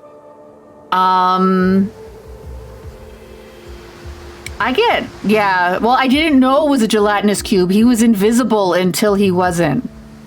So I will say, in credit to the cube, that is a cunning trap. To be invisible, and then people just walk into you, and then you die. It did like, a lot of damage. I've had to eat a lot of apples. Life is, as you can see, I've used 2 of my 4 spell slots. Yeah, it's invisible cube. That's dastardly. Like, if you're playing a D&D game, casting invisibility on a gelatinous cube, that's a good strat. You can have that one for free. Well, they put it in this game, so they get the credit. But what do you mean it's not fair? All's fair in D&D dungeon crap. Damn, guess we'll have to find him. Not again. Him and his dastardly plans. Also, I'm joking. Please do not take that seriously. We're just not going to the Regine Waste to see out Johnny Longneck's crash site. Boil sport. Are you allowed to loiter here, Crab? It does not respond. Who are you voting for? It makes no reply. No reply. I need to find talk with animals. Ooh. Wait, this doesn't get me to the docks. This gets me back to the thing. I want to go to the water. I'm supposed to try and find the man.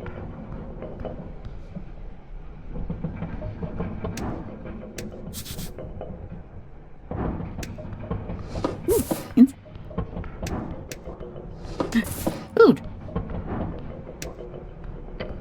A wooden door blocks your path. Oh yeah, locked tight. That must lead to the back office. Haven't been in there before, but I think they closed it down a while ago. Heard rumors from the goblins that work there. I think the owner fired them all out of nowhere. If it closed down, why is the mill spinning? Yeah, actually concerning now that I think about it. I'll ask around later. Nothing to worry about, though. But I wanna. Yeah, come on. Yeah! Thanks, Snell. Your fingers work the mechanism with precision. Click, click, click. Okay, I remember that when I nuke someone with 34 cows.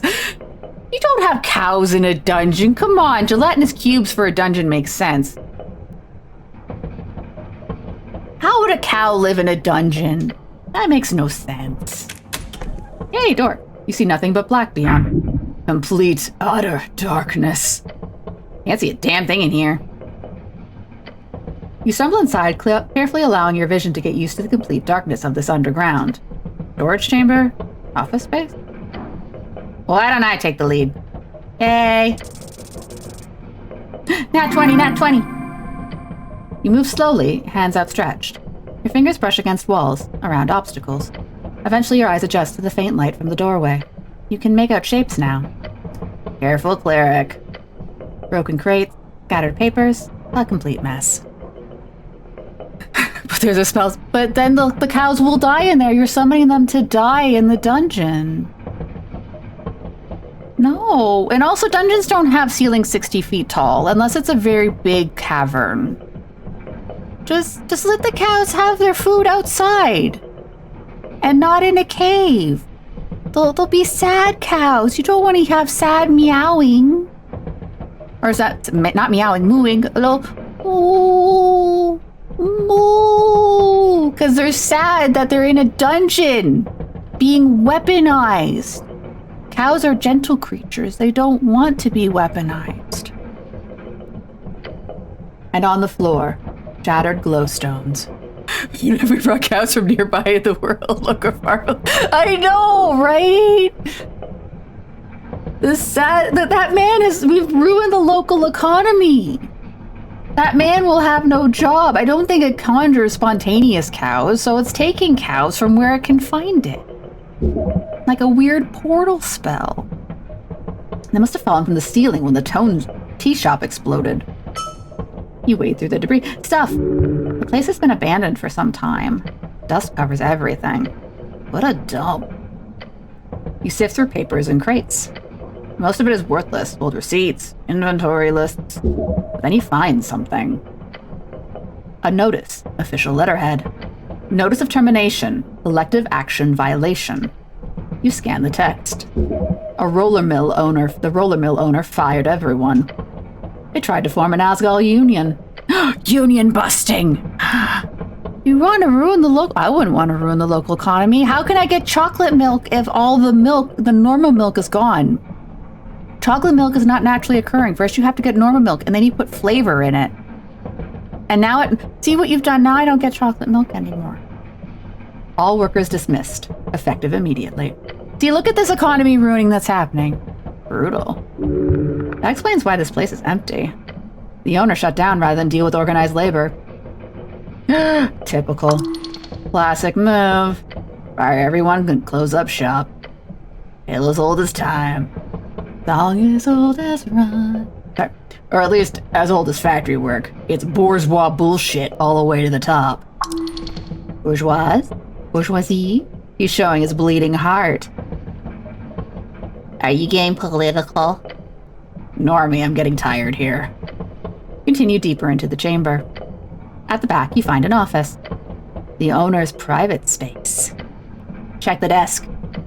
Old papers, ledgers, more termination notices. And then a drawer. Locked, but poorly. Yeah, let me in. Inside lies a smooth stone, one with several faces adorned on its sides. It pulses faintly with esoteric energy. Ooh, a rock! A magic item. You pick it up carefully. Ooh! A sending pebble. Sending pebble, a magical item capable of casting a weak version of the sending spell, only reaching targets within a kilometer. Due to it not requiring a receiving magic item, unlike a regular sending stone, it is exceedingly expensive and rare. Ooh. Oh shit, these are expensive! Useful tool. Very useful. You slip the pebble into your pouch. Yeah. Time to leave. The place has given you all it can. I'm not finding anything else here. Let's go. Yay, what a lovely delve. But I'm still supposed to be trying to find a fucking Birdman. Thought I was going to Watergate, I'm lost. In fact, my favorite way of ruining the local economy is to buy all the iron ore in town and transmuting to full plate armor and sell. You only do that in video games.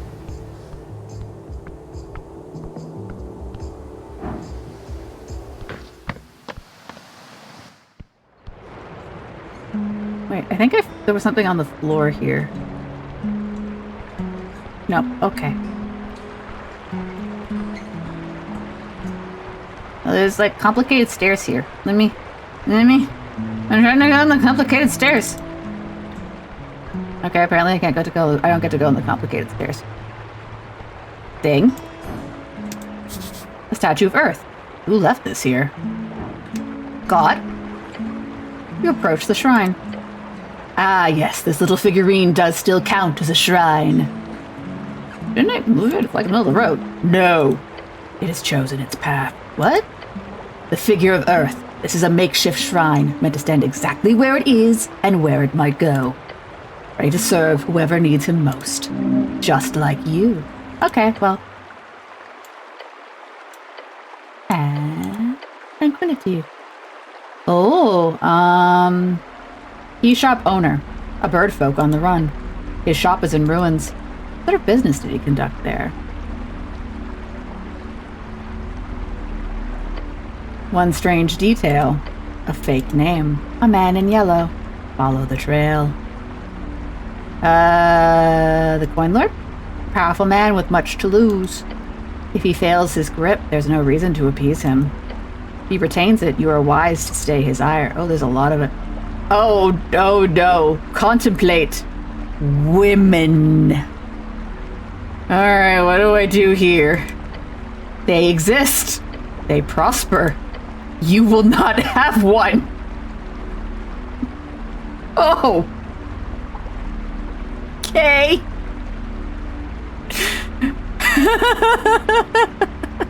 No.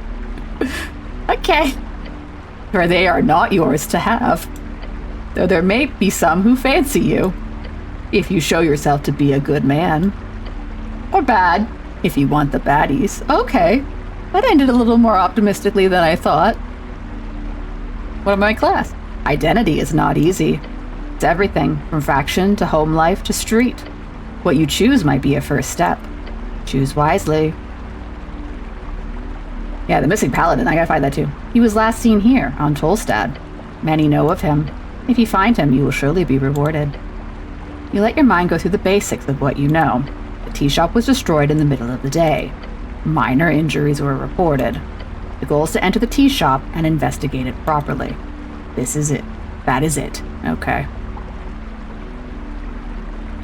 I fell down. Not an accident. You are not so clumsy. But the question here is not why you fell. The question is, why did you live? Well, yeah, can I heal? Not precisely. The gods do not usually grant divine interventions for minor injuries. You think they care? You want healing, you have to do it yourself. With the panel channeled through Earth, yes. Come on, they're really channeled. The guy's dead, faded, gone. You're more likely simply handing some esoteric leftovers smudged on the strings. No, not now. Later, perhaps. I can eat all these apples, though. Inventory. Because I got hurt again. These also? Ooh. No, I'm too full. I have a lot of money.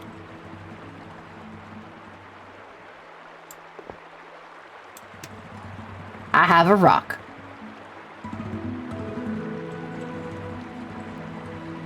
Okay, we're gonna find this fucking Birdman.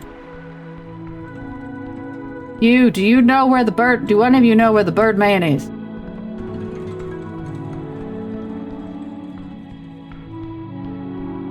Citizens, assist me. Nah. Oh, this is a door. Promising.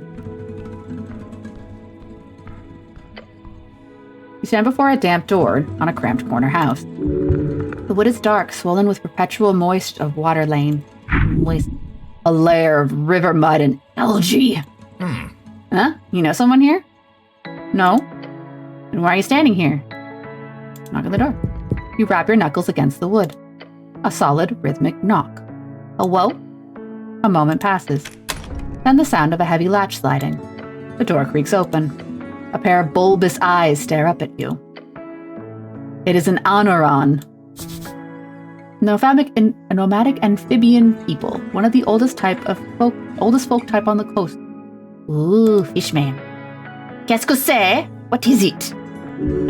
He blinks slowly. A translucent membrane. He's a French frog! I am busy, très occupé. I'll have a question. Oh? Wait. He squints at your uniform. Are you how do you say, la clergé? Yes. Ah, bon. Yeah. He nods respectfully. At least you are not from the tithe house. The Anaran peeks his head out from behind the door. I am so sorry for my French accent, but also not sorry. Tu veux quoi? No. Why'd you ask? Because you smell of incense and self-righteousness. C'est évident. Imbécile. Oh no, I mean imbécile. But accurate. What's your name? I'm Guillaume de Crete. What does it mean? Nothing you need concern yourself with. What do you do? I live here. Je vis ici. Is that a crime now? In this maudit city? He seems defensive. This is a nice house you have. No, it is as you say. Shit. Temporary, until I take the next ship home. He gestures vaguely to the port. Where is the port? I need to find it. I'm gonna go now. Good. Au revoir. The door clicks shut. You really just went and knocked on some stranger's door? Yes. Look, I'm not gonna knock on your methods too much, but if you keep this up, we'll be done 6 months after the election. And you didn't even ask about the tea shop, not once. I didn't? You didn't? Huh. Yeah. You're right, we should focus. The goblin closes his eyes in short, silent contemplation. Then he says, maybe stick to le points du interest, okay? That's funny, I like it. Doing great. And this way down will lead me somewhere. I'm lost. Help. Help. Okay, I guess I'm not lost. Yeah, the docks. I want to go to the docks. I want to go to the dock. Let me in. Yeah, engage. You approach your companion. No, not him.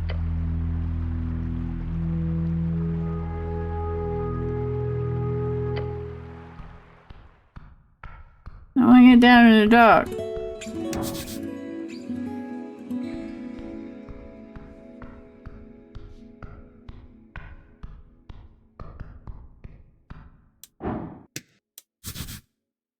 Gone down. Everything doesn't stay open. Everything's closed at night.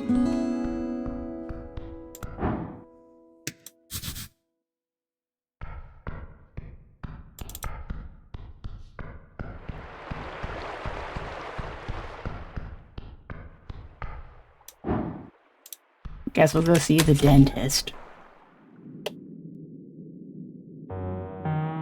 Rat! Oh. Mine.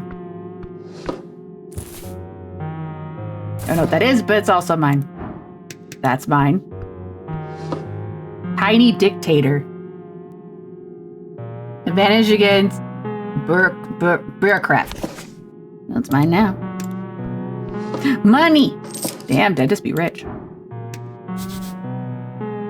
Political, I don't want to read that.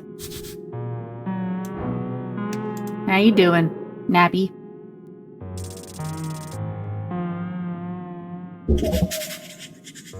Scholar. Wanna wake up? You take a step into the cramped office, standing in front of a sleeping halfling. This is a scholar? Oh, he's not a dentist. Curse the gods. Go investigate his book collection before waking the lazy halfling.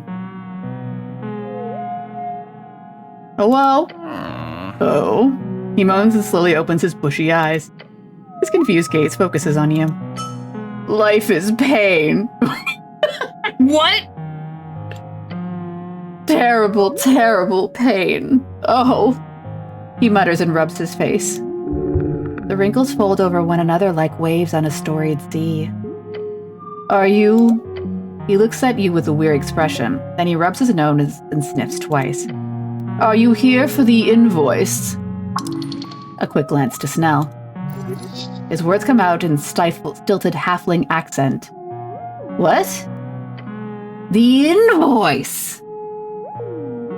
I have an invoice. No. No? No? Oh. Oh, hold on. I've already paid that invoice. You're here for something different. He leans in, facing Snell. I hope the Queen Goblin has no quarrel with this old scholar? He holds up a pawn. Nah, we're here on city business. Yeah, tea shop. Tea shop? Then you're dealing with the interesting events. The city has seen its fair share of great calamities over the years, and that tea shop explosion appears tiny in comparison. No, it's huge. Huge one. Better take care of it then. Curiosity is absolutely vital for keeping the old brain in motion, so I commend you, cleric. And you as well, my goblin friend. He looks around grunting. Can I get either of you some fucking water or... Excuse me? He wields swear words like the coastal winds. I like this guy. He's like a rabid dog without the biting. So far. No, thank you, your companion replies quickly. You're the scholar Appledent, right? Yes. I'm Snur Appledent, he says and bows his head in the chair. And scholar of the Fordnip University dedicated service in the progress of ACE. What? Short for Alignment Intent Studies. It's a very specialized field of study that focuses on the esoteric effect of alignment, its practical uses, and the various ways it interacts. You mean like the good evil shit? An esoteric effect which brands each creature on the coast with one of 9 labels on 2 axes, lawful to chaotic and good to evil. It is debated exactly who or what determines the parameters within this effect. Spells like Detect Alignment are capable of parsing the effect. Yeah, a first-level divination spell which allows a caster to see an esoteric effect around creatures who are not true neutral on the alignment axis. Clerics often use this as a utility, even if alignments are not admissible in the Navorkian court since the Earthfolk Rights Order of 499 AE. But what do? You can't just drag everybody who's lawful evil into court. Many things. Primarily, my expertise lands on the topic of alignment and its many historical and contemporary applications. Some bullshit, I will tell you. These days, I mostly deal with other forms of study. Specifically, I run this office here on the experimental technique of psychoanalysis. What the fucky? Not magic at all, although there has been some detect thoughts involved at points in the development. It is a form of mind healing, as they call it. I'll be the one to call it support instead. It is essentially the idea that the mental present is shaped by the mental past, and through that dialogue, our unreleased unconscious ghosts can be vanquished. So I was talking about feelings. Can you just cast a healing spell? If only. The mind is sadly a bit more complicated than that, to the point where even the great arcanists could not make a proper mind healing spell, so this technique makes up for it. A Reetsian friend of mine once told me this as a joke, and I apologize if it's too vulgar for your taste, but he sputters at the words through little chortles. I want to hear it. Right. A cleric, an arcanist, and a rogue delve into the lair of a succubus. Uh-oh. I don't know if back up. The fiend defeats all 3 men, throwing them in her dungeon.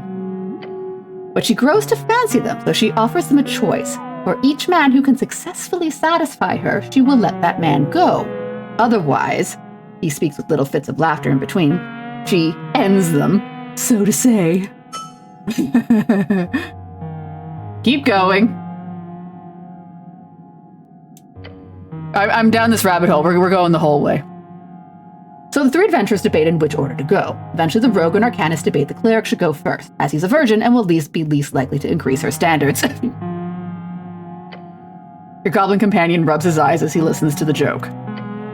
The cleric, being divine and so on, praised his god and goes to the fiend's bedchambers. He comes out 10 minutes later, completely unharmed, and gives a thumbs up to his 2 friends, who of course both feel a great sense of relief. The arcanist goes in next, confident and arrogant. The cleric could do it, the fiend must be easy. Within minutes, his bones roll out of the bedchamber entrance, the man having been incinerated by hellish flames. The rogue is horrified, but realizes, obviously, the arcanist overestimated his abilities, so he carefully enters the bedchamber, ready to put every ounce of effort into it. Less than a minute later, screams erupt from the bedchamber, and the rogue's lifeless corpse falls out of the entrance. The cleric prays for the souls of his comrades and gathers their remains for a burial. The succubus steps out, smoking a cigarette. She tells the cleric, "My, your friends were truly terrible. They were just fumbling about down there. At least you managed to touch it a little." What? To which the cleric responds, "You are truly an awful creature, and I will pray for your presence to be exorcised from this plane of existence every day until the day I die." Then, before he walks away, the cleric also adds, "Oh, but I did hear that horrible wound you had between your legs. Hopefully that will make you less evil in the future." Fuck! What the hell? The goblin lets out a slight gust of wind through his nose. You know what? I don't get it. Explain the joke to me. Oh. The halfling chortles loudly. My kind of humor, you might say. In short, you can view the succubus as an evil in the world which religious fervor would pray to repair. However, such reparation would often lead to a not-so-optimal path. He keeps on laughing. Or, most simply, you could say it's the basic allegory for alignment itself. The cleric meant well for all intents, but his actions cost the lives of both his comrades. Is that evil, or is it good? And so, oh!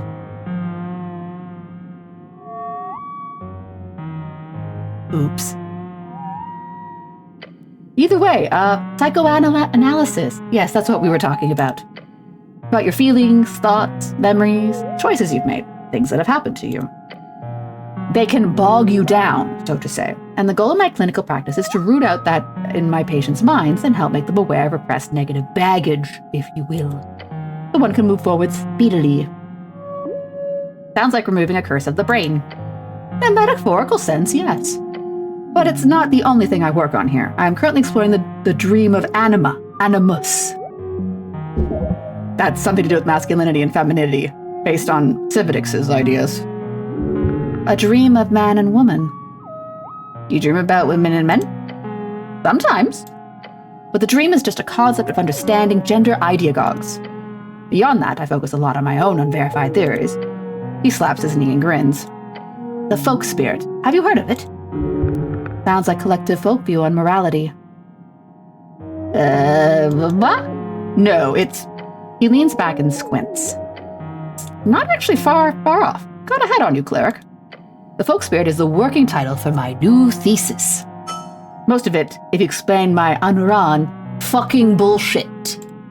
But in short, it is about how each folk shares a number of core communal archetypes, or myths. I have traveled around the coast to collect as many tales, writing down thousands of stories previously only passed down orally. All to see how well my theory holds up in the minds of so many folk. He clears his throat and leans back into his chair. Apologies, I am ranting here. Let us put a stop to it. What do you want, cleric?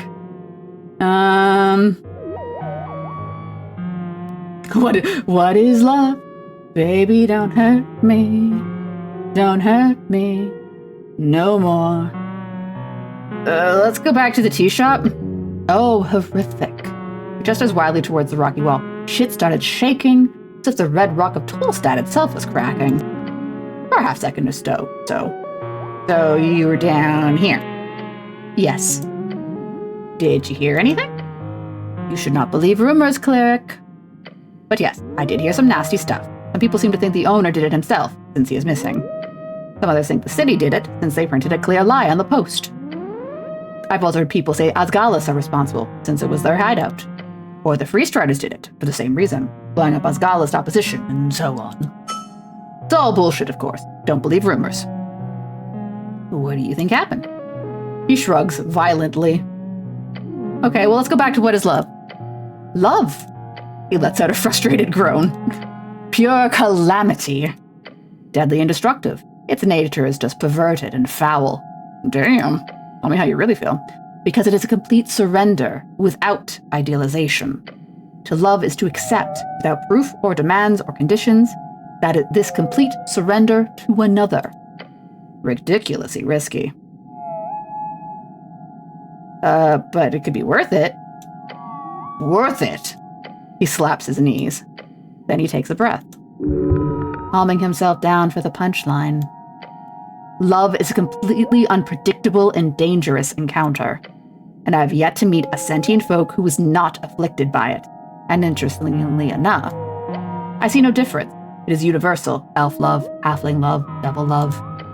True love is always irrational. It is finding the perfect inside of the imperfect and falling entirely into it, swallowed by it. Some folk might act out in different ways, depending on their communal nature or biological urges. But if you are one of the few who do not need it, good. Be happy. If you are not, then good luck, and may the gods bless your soul. I see drawings on the back that indicates he might have a child. Or he just draws really bad.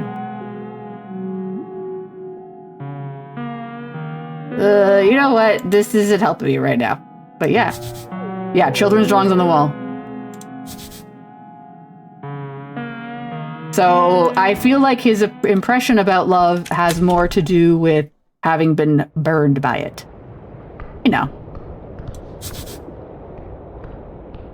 Hello? Hello? I'm still trying to find this bird man. Belle, will you help me?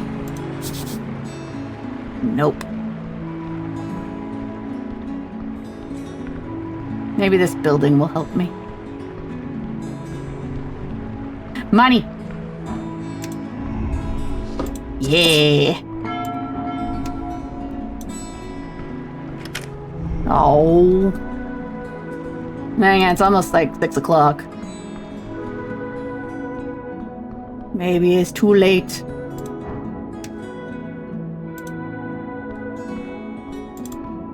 Maybe I have well and truly farted around too much.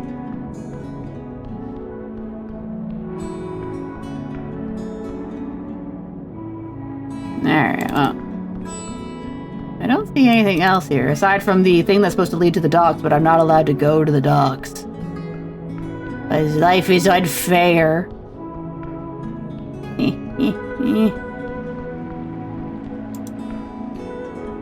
Fine, okay. We could go back down to try and follow the man in the yellow coat, but he sounds like he went to a dangerous place, and I might be an idiot. Maybe this guy has a clue. The girl looks across the chasm. She's pretending not to look at you. She slowly turns her head towards you. What? What's your favorite color? What? No, go away. Rude of her. Makes you mad. Tell her she's stupid. You're very rude. Sure, now go away. Queen of the tea shop. She rolls her eye. It exploded. Everyone keeps saying that. Duh. Don't want to talk about it? Don't have anything to say. Ooh, charm person. Yeah. Ooh, didn't work. Boo. Counterspell. Oops. What? She resists it. What the hell? Who the hell is this? Did you just try to... Her voice is shaky. You know who I am. Her anger's overflowing, but there's something else in there, too. I am Freitas Darrow. Shit! Oh no, Darrow is a coin lord. Is this like a family member of his? Oh no. Stop bothering me. This is the daughter of Nicholas. Oh shit!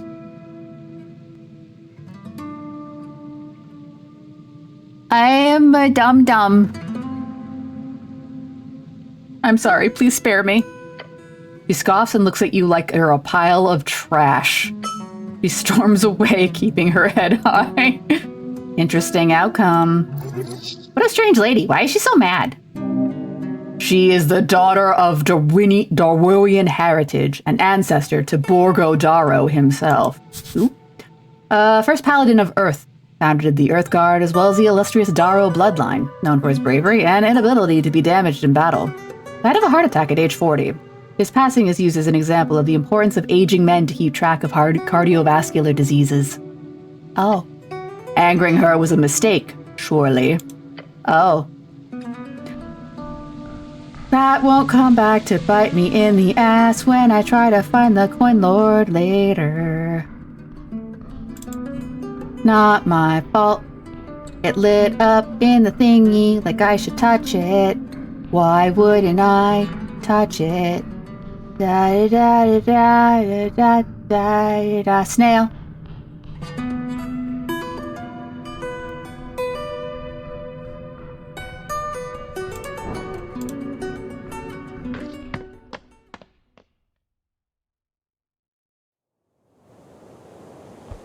Hooray, we're outside. Hooray, a tree. Look up at the branches of a Brockian tree. It stands tall in the garden, towering over you. It is majestic. Nature is reaching tall and deep. These roots go below the city, nay, even below the river. Ugh. Your hands firmly land on the bark. Good tree. Strong tree. Connecting with the natural world. Well done. Bye, tree. Oh God, what do I do now? Now, what do I do now? I think I may have fucked it uppy. I still haven't found anything. I guess I have to go after the man in yellow.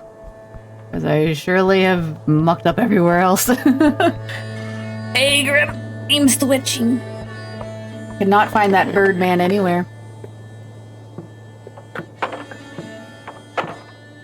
And Darrow isn't available till midnight, and also might kill me now that I've messed up now that I've made his daughter rad. I guess I could look for the green rat again.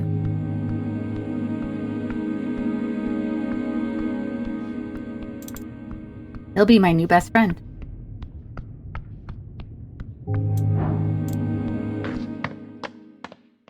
Might need a short rest though.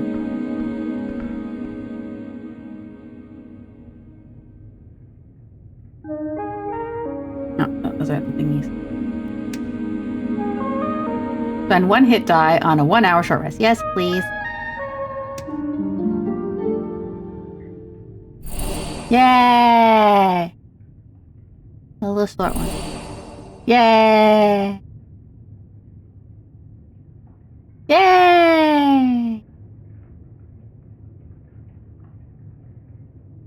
Yay! Yeah, off we go. It is dusk. I've made like 0 progress. Dusk of day 1.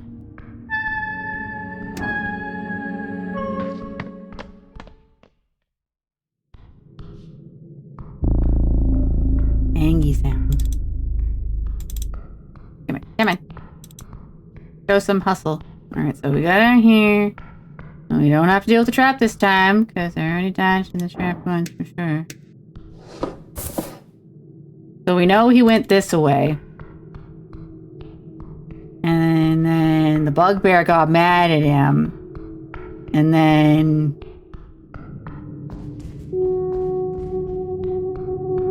he went into the Beware Monsters area.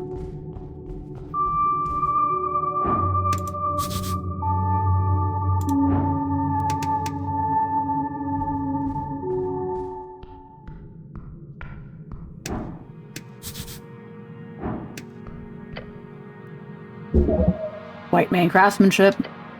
3 serpentine figures carved and painted into the surface. Divine serpents.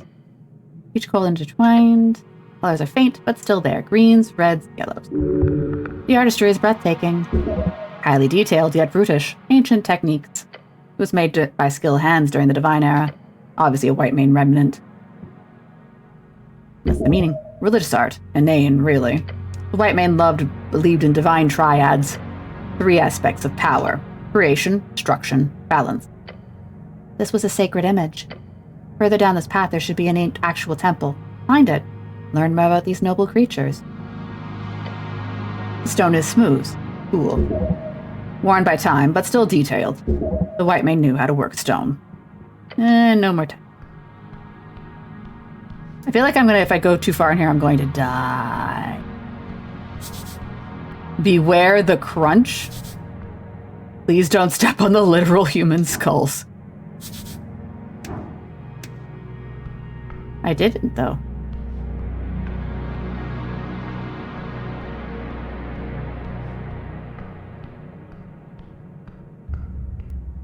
Jar. Don't know what that is, but it's mine now. Oh. Hat! Look, everybody, a hat! Fancy hat. Can I wear the fancy hat? A yellow hat? Oh! You grab at the smooth fabric. Yeah, this is like 1,000 crowns worth of esoteric cloth. Whoever dropped this was either rich as shit or had to run from something real dangerous. Your companion looks around, a bead of sweat rolling down his brow. Our Frank must have gone through here. Keep an eye open. Ooh, my hat. Can I wear the hat? Hat, hat, hat.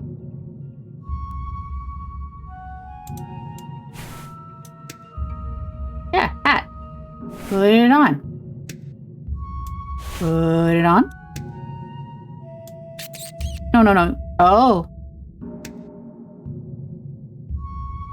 I'll be back. Don't worry, Rat. You're still my friend. But I want to see the hat. Oh. That looks like a Zambly. Hello?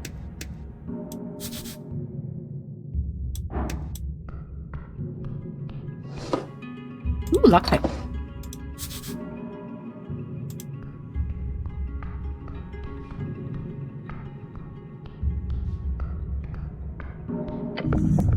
A sinking feeling appears.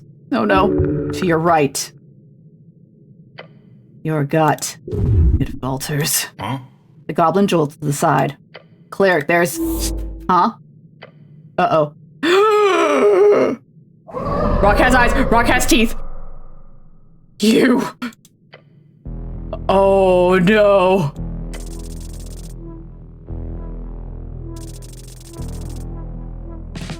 Nell, save me!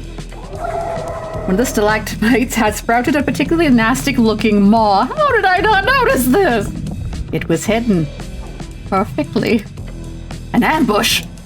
The goblin attempts to spring into action, but he's just too late. A monster. Punch it! Once you get control of your muscles again, that is. It appears you've been ambushed. No shit! Feel the faith? Sounds good. Is there really nothing I can do here? Pray.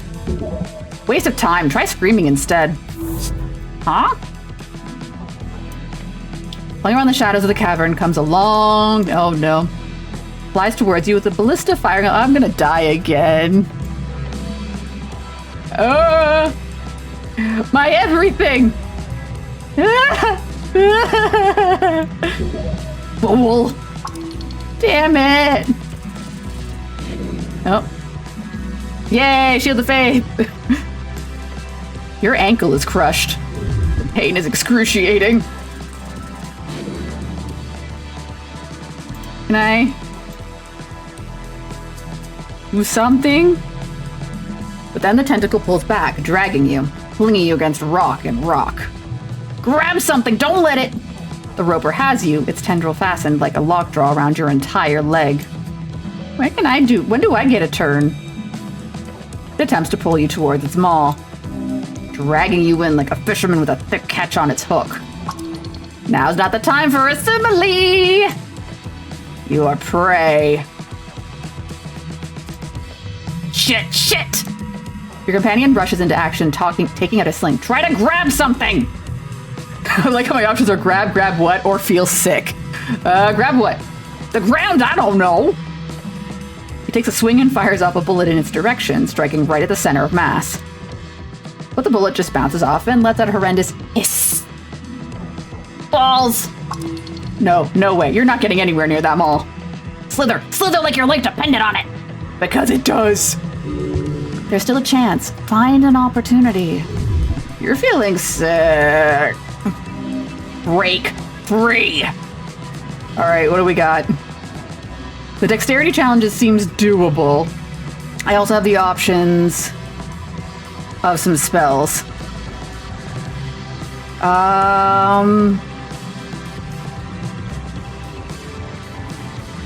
Or I can try the dexterity check.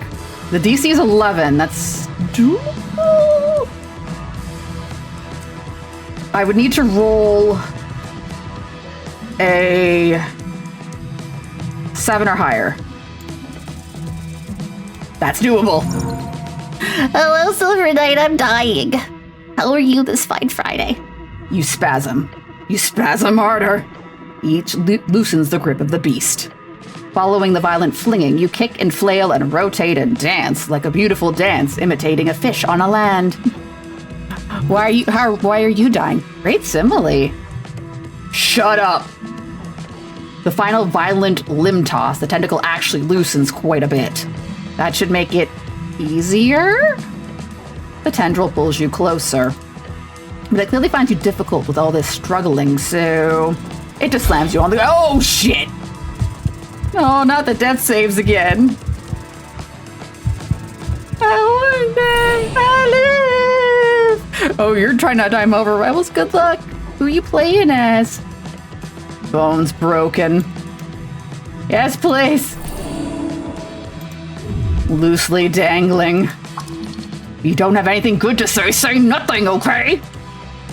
It grips even harder. The goblin rushes up at you and yells, "Let go!" He struggles against the tendril in a frantic attempt to save you. This is it. I slithered.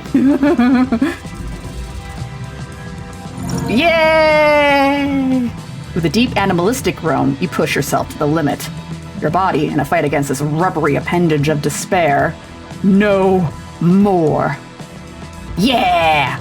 You get a hold of it as it slithers around your leg, and you rip it to shreds. The beast shrieks as its tentacle is left broken by your incredible display of power. You are free. One last breath. The beast lunges forward, way farther than you expected. No, not again. Its maw brushes up against you and bites down. Oh, not again. Oh, I rolled a nat 1 on my death saves. This game is hard. I died again. So maybe we don't go down that tunnel until I gain some levels. Hey, look, it's a duck. Oh my god. So where does the autosave put me? Isn't reading fun? Yes, reading hasn't killed me yet. Unlike the roper and the gelatinous cube. Okay, so we're here. Maybe we don't go here.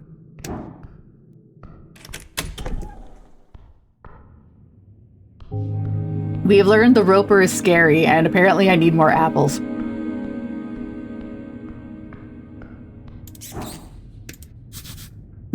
Oh, I can't have any more. Oh no.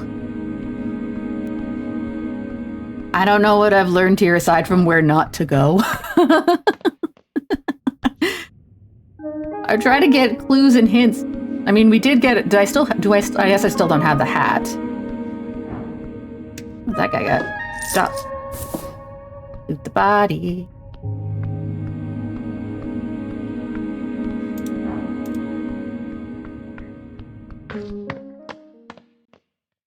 So, I don't know what I've learned here aside from getting good at rolling.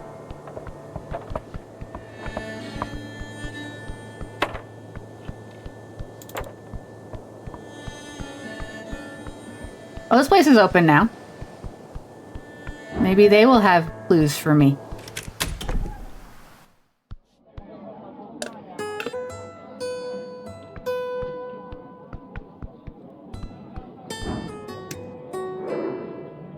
Oh, a bow for hire. That gives me nothing. Ooh, a bard. Random patron. Oh, donation plate. I shouldn't take from that. There's an actual sphinx here. Oh my god, that's cool.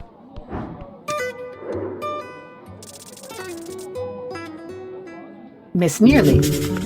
Level 1 bard, another goblin, looking to escape, works hard. Ah, okay.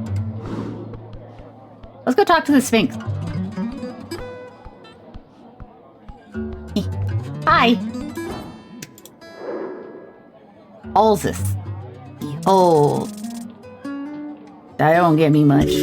Monstrosity. Yup. Hi. A lull falls out of the ambient cheer. Just a beat of uncertainty as this cleric steps forward the tavern's singular attraction. You have the bravado to wow her. Be exactly what you are. Do exactly as you do. She, along with everyone else, will love you all the same. Towering, you stare at this somewhat feline creature up on the stage. I wonder if I can pet it. A living myth, currently taking a swing out of a barrel, clearly not paying you any mind. The scent of cheap wine lingers in the air, along with an esoteric sensation. A geosphinx is not to be trifled with. Her physical characteristics are enough to crush everything that is you. Oh, sorry, gynosphinx. Not a monstrous being, often found undertaking missions for the gods.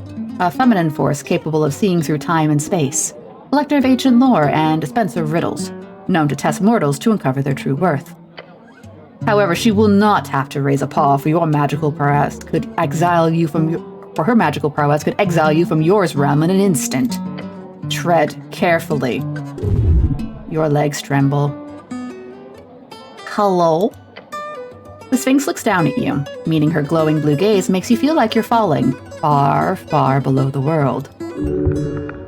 There are arrows of wisdom behind those eyes. Her expression turns dark.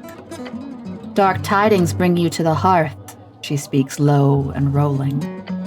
A helmed dog dragging its leash around the vestiges of yore. She extends a claw, thick as your arm, and pokes you in the stomach. My tum-tum! Woof. Woof! Her expression grows lighter, then she lets out a deep breath. It smells like an old basement full of booze.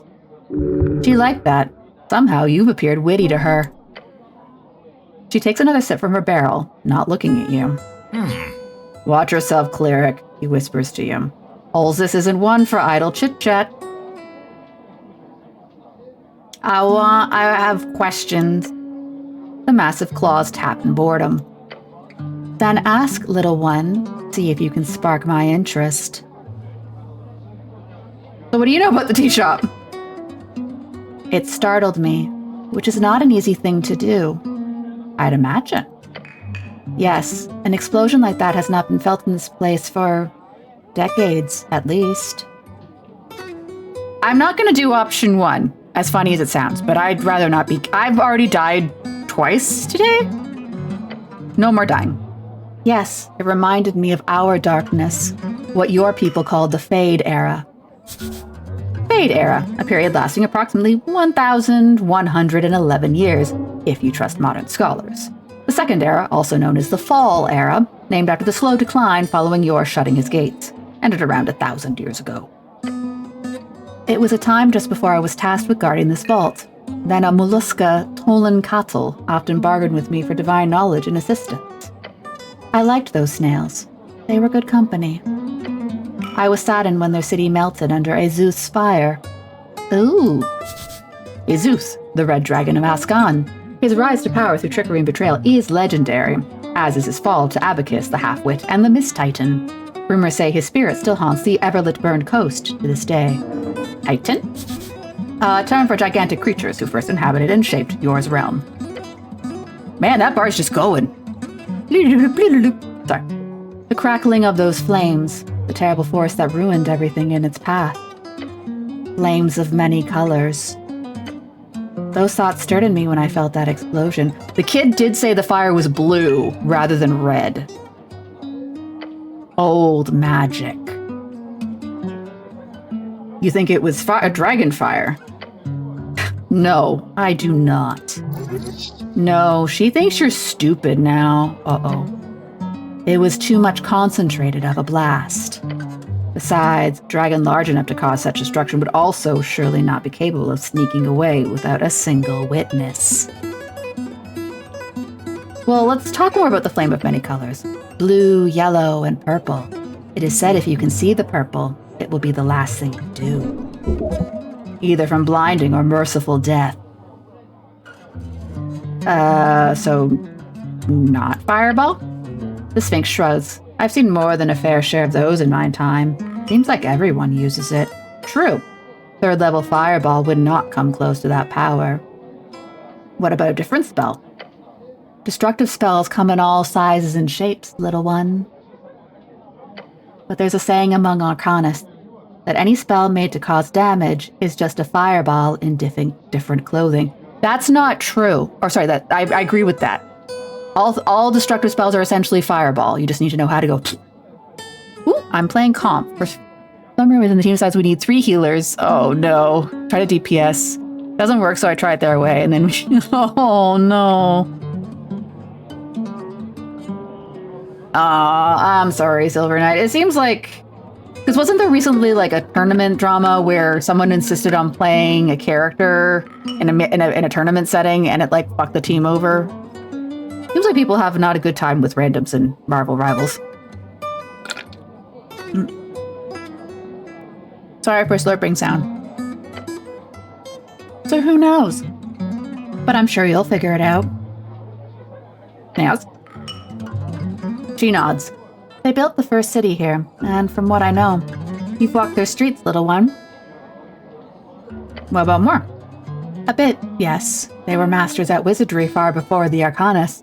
Or humans, for that matter. Even arrived at yours. Maybe a snail blew up the tea shop. Fucking snails. They made some poor choices during their rise and fall. They aligned with Yor against the gods, for one.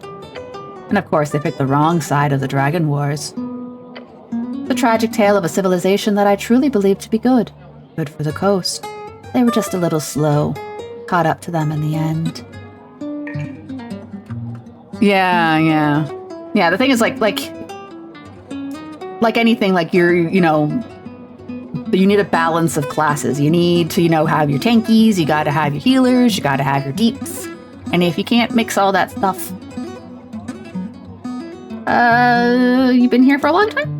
Yes, there are some excursions early on. But yes, a bit over a millennia ago. That's awesome. Thank you. I'd prefer not. This terrible rain is a topic best left out of polite conversation. Whenever you see the flaming mounds up on the burnt coast lit up in smoke and cinder, you will know his will has not gone away. Not for a moment. Okay, bye.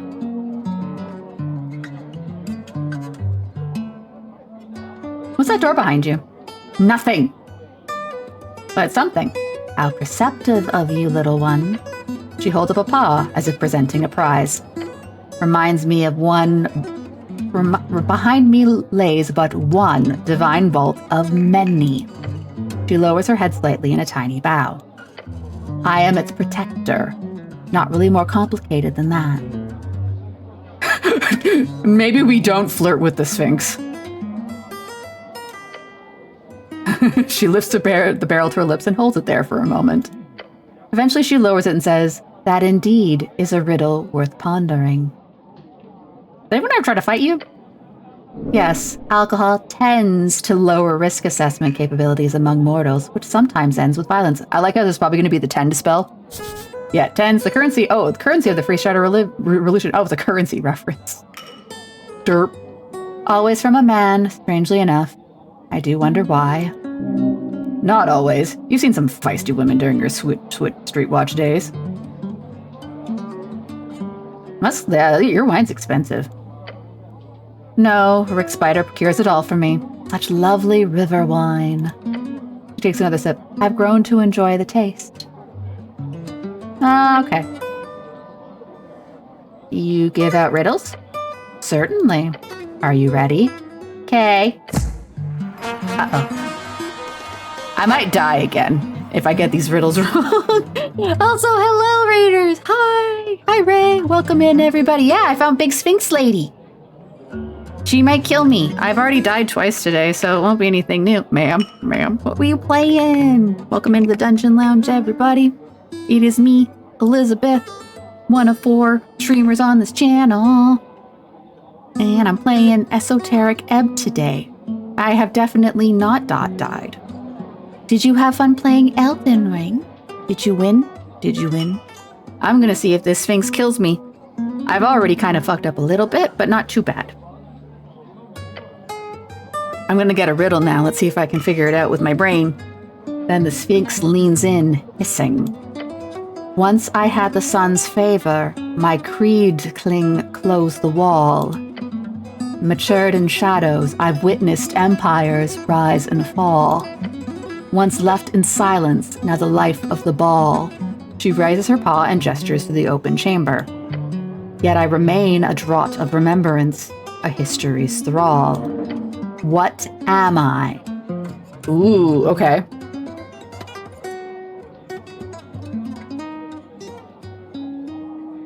Ooh, easy. A lovely poem about a life's journey, how time changes all, even the simplest grape. Your companion smirks and gives a little chuckle. So, if intelligence knows what it is, then why won't it tell me?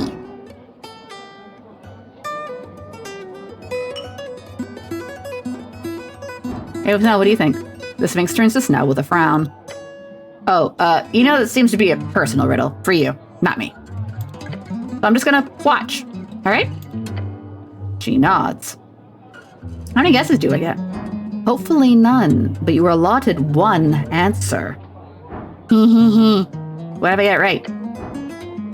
The Sphinx shrugs and gives you a cold smile. Satisfaction. Uh-oh. The team failed because the person is sent in. Oh no, bad vibes. Oh, you beat a fireback. Oh, is that in the DLC? Like, the, skinny man? What happens if I get it wrong? She squints at you and raises her chin. Same as all those who wander these halls. You will lose everything. Eventually. There is no threat here. She means your only pain upon failure will be your existence itself. A mortal life. Oh, you get it wrong, basically. Oh no, you're still mortal. Oh, good. Can I think? No. Answer now or never.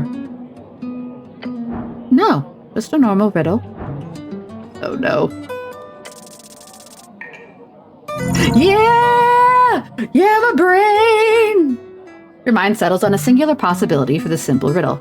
Then why is it a challenging check if it's simple? Managed to speed through Resi 4 in that challenge. Ooh, try it. Good. Congratulations. Matured in shadows. With no doubt, your mind, the answer is... wine. Obviously. Ah, the joke about grape. Once in the sun, matured in shadows. Been around for a long time. Life of a ball. A draught. It's clearly, obviously even, wine. Good, now tell the Sphinx. Wine. Wine? She gives you an intense stare. She's totally gonna eat you. Time for a fight? She is strong, but you will defeat her handily with the power of a hero. No more fighting. Fool, there was no fighting a gyno Sphinx in her lair. If she wants you gone, then you will find yourself 1,000 feet below the surface of Lake Kuja. Lake Kuja, a saltwater lake found in the jungles of...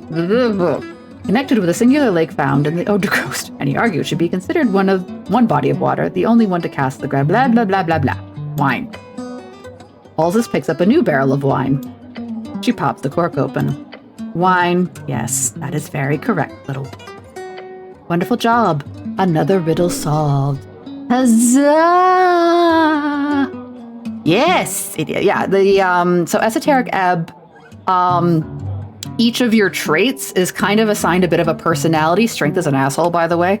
And it's using kind of a D&D like system. So like blue is your intelligence, green is wisdom, purple is your charisma, red is strength, brown is your constitution, and yellow is your dexterity. Yeah, I'm enjoying it so far. Huzzah! Huzzah, indeed! I'm very bad at charisma. I randomly rolled up my stats, and I'd have no charisma.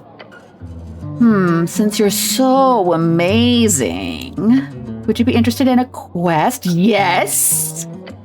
She gives you a serious expression. Accepting a divine quest from a Sphinx is no trifling matter, mortal. In fact, few would survive such a... Well, I've already died twice. This is a chance to prove yourself to an ancient creature of myth and legend. You also look incredibly manly doing it. Ma'am. A quest? Indeed. Behind me stands a vault. It opens only to those worthy. She leans her massive head downwards, close enough for you to smell the wine breath. To prove worthy, you must solve my most ancient of riddles. So old, it was handed to me when I first stepped inside this chamber millennia past. Okay. I'm sure you are, little one. Your companion whispers you, "You're going on an epic Sphinx quest now?" I am very distracted. I forgot about the tea shop again. Sure, why not? Not like we're on a job or anything. But this is important. Maybe to you. No, really, it's very important. Convince me. Yeah. Fair enough. Look, I won't stand in the way. Just don't waste too much time on it, okay? The Sphinx stares at your companion. A hero must face much adversity during his quest. she just grabs the wine thing off and nope. Someone must be keeping that filled for her. So let's go. This is a riddle, the answer of which is not uttered in words, but revealed by action. She goes quiet and closes her eyes. Let's let her get her piece out. Found within the arcane flare. Twin tongues of flame that scorch the air. Like that sick guitar back there? Is that because some outfits I want to get only in bundles? I don't want the bundle. Oh, yeah. Yeah, I've seen some of those outfits because Grim plays a bit of Marvel Rivals. Some of the outfits are pretty cool, but yeah, they seem not inexpensive. Tongues, a third-level divination spell. It grants the target the ability to understand languages and for the target's speech to be understandable. This is the trait I ended up with the most of, so now my brain's an encyclopedia. She takes a breath, revealing a wicked grin. Burrowed deep within the earth, a primal string to show your worth. Then she leans in, almost whispering these final words. Folk and gods in thronging herds, a man divine alone howls his words. This is intensely vague and cryptic. I love riddles, I'm gonna have to think about it. The answer is not something you can speak. She uses a massive claw to grab something from her pile of stuff. And tosses it to you. Tavern key! Once you understand this riddle, return here. You can only solve it during daytime. Alone. We wouldn't want anyone else accidentally figuring out this riddle, would we? She glances at your goblin companion. The goblin, I'm not interrupting the job for that. Do it in the morning or something before you pick me up. The Sphinx chuckles. I never sleep, so you can show up any time after sunrise and before the tavern opens. Sounds like this could lead to one hell of a treasure.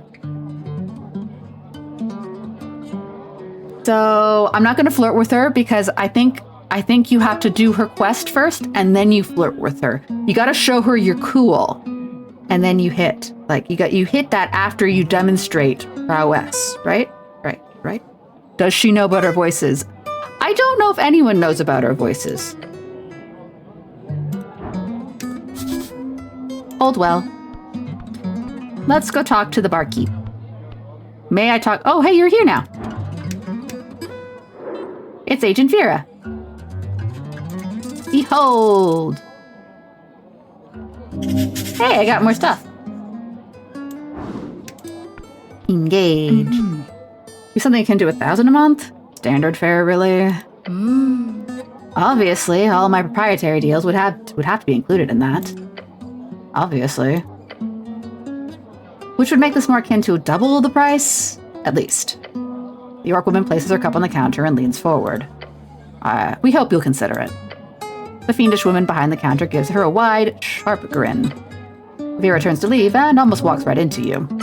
Whoops! Experience! Cleric, lovely to see you again, but I can't stop to chat. Do swing by Lauder Lane later, would you? As the orc steps past you and leaves the tavern, you look over to the woman behind the bar. She locks eyes with you while putting away the orc's cup. Hey! Behold! I behold it. She's an entrepreneur. Oh, her strength is much worse than mine, but her charisma is actually good. Money, money, money!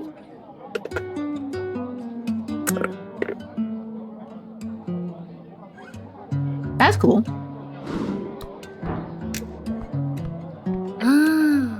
Behind the counter stands a woman of fiendish origin. Focused on filling up one of the taps, she immediately stops when she notices your approach. I'm not trying to doink the Sphinx. I'm just saying, she's what's wrong? If I'm nice and she likes me, maybe I'll get to pet her. Not a lot of creatures in this world let me pet them. I mean, maybe the griffin, but I was scared that it would bite me. The seagull didn't let me pet it. I think the cat let me pet it. Anyway.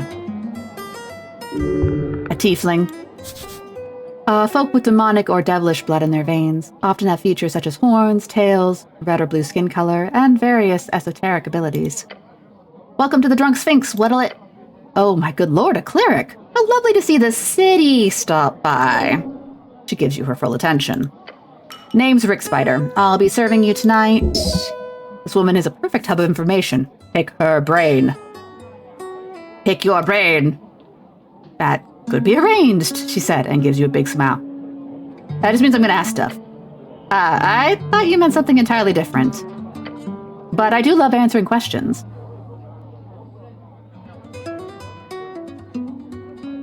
Yeah, give me help. Sure. If there's anything I can do for you, just ask. I know more of this city, sprawling city of ours. Blah, blah, blah, blah, blah. This city is not hers. We all share this place. It is much hers as it is yours. Oh, smell! She explains as she notices above the counter. Aren't you a sight for sore eyes? Want something to drink? I'm on the clock. He nods towards you. Oh, you're the escort, eh? That's not how I'll phrase it, but sure.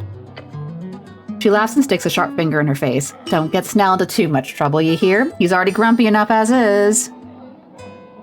You two friends? No. Don't say that. Hurting my feelings. Is this the one you went on a date with and she left in 10 seconds? There's tension here. You should mention it. Yeah. That... Snell quickly snaps at you with glare. It's a statement I will strongly refute, cleric. The fiendish woman nods. Of course. Refuted it is. It is. For sure. Absolutely. She laughs and leans over the counter. All jokes aside, this is just part of the job, you know? Creating sexual tension? A bit on the nose, but sure.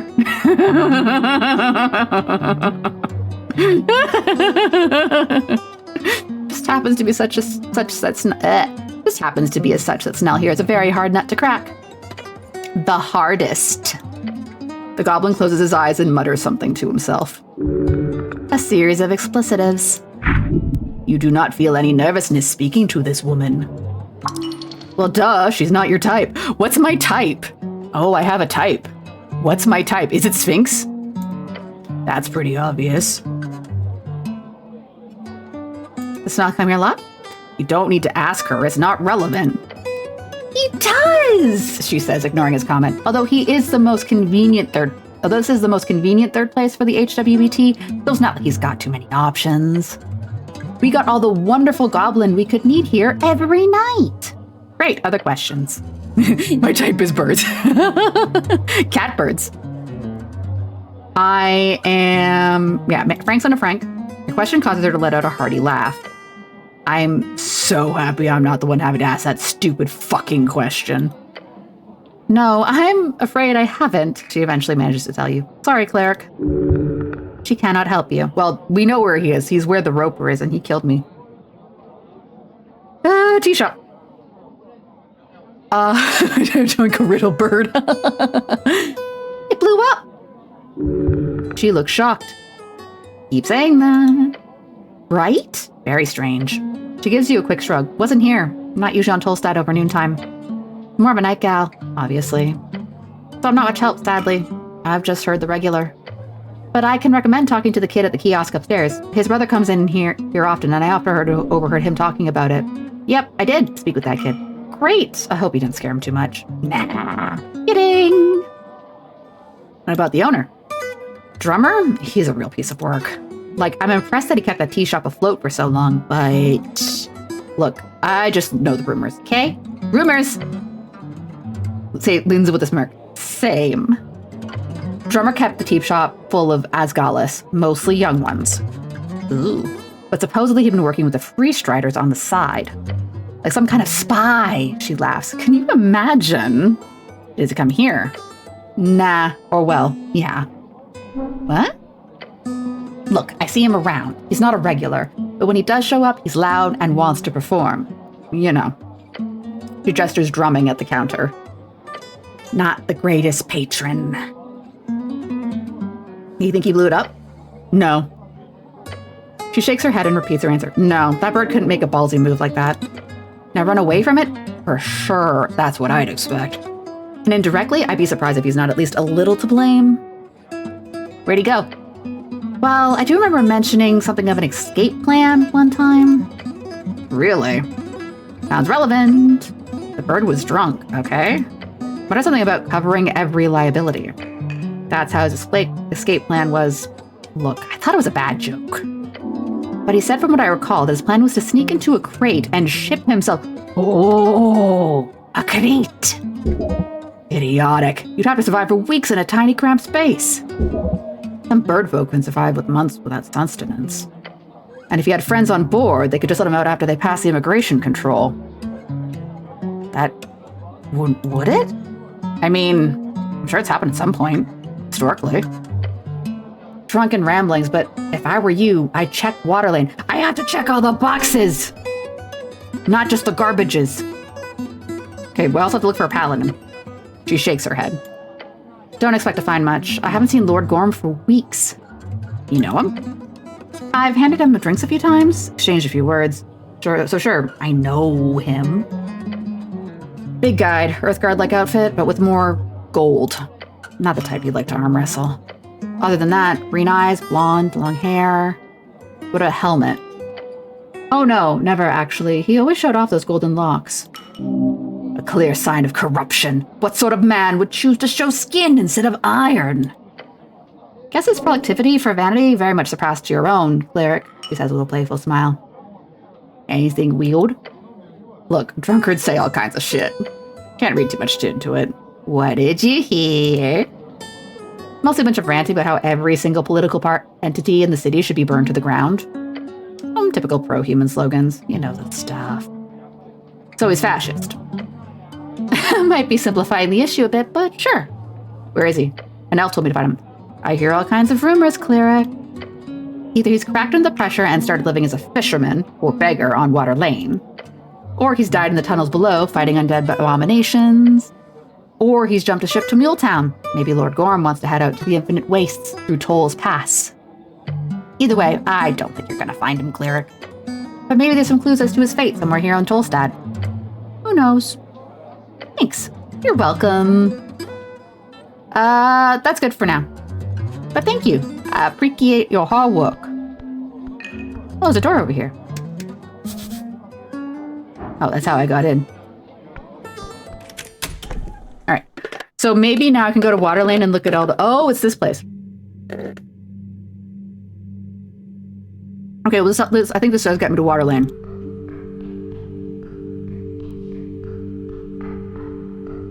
We don't touch the pillar. We already touched the pillar today.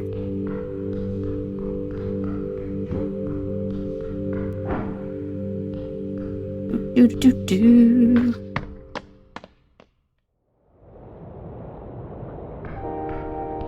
Oh, these guys are new.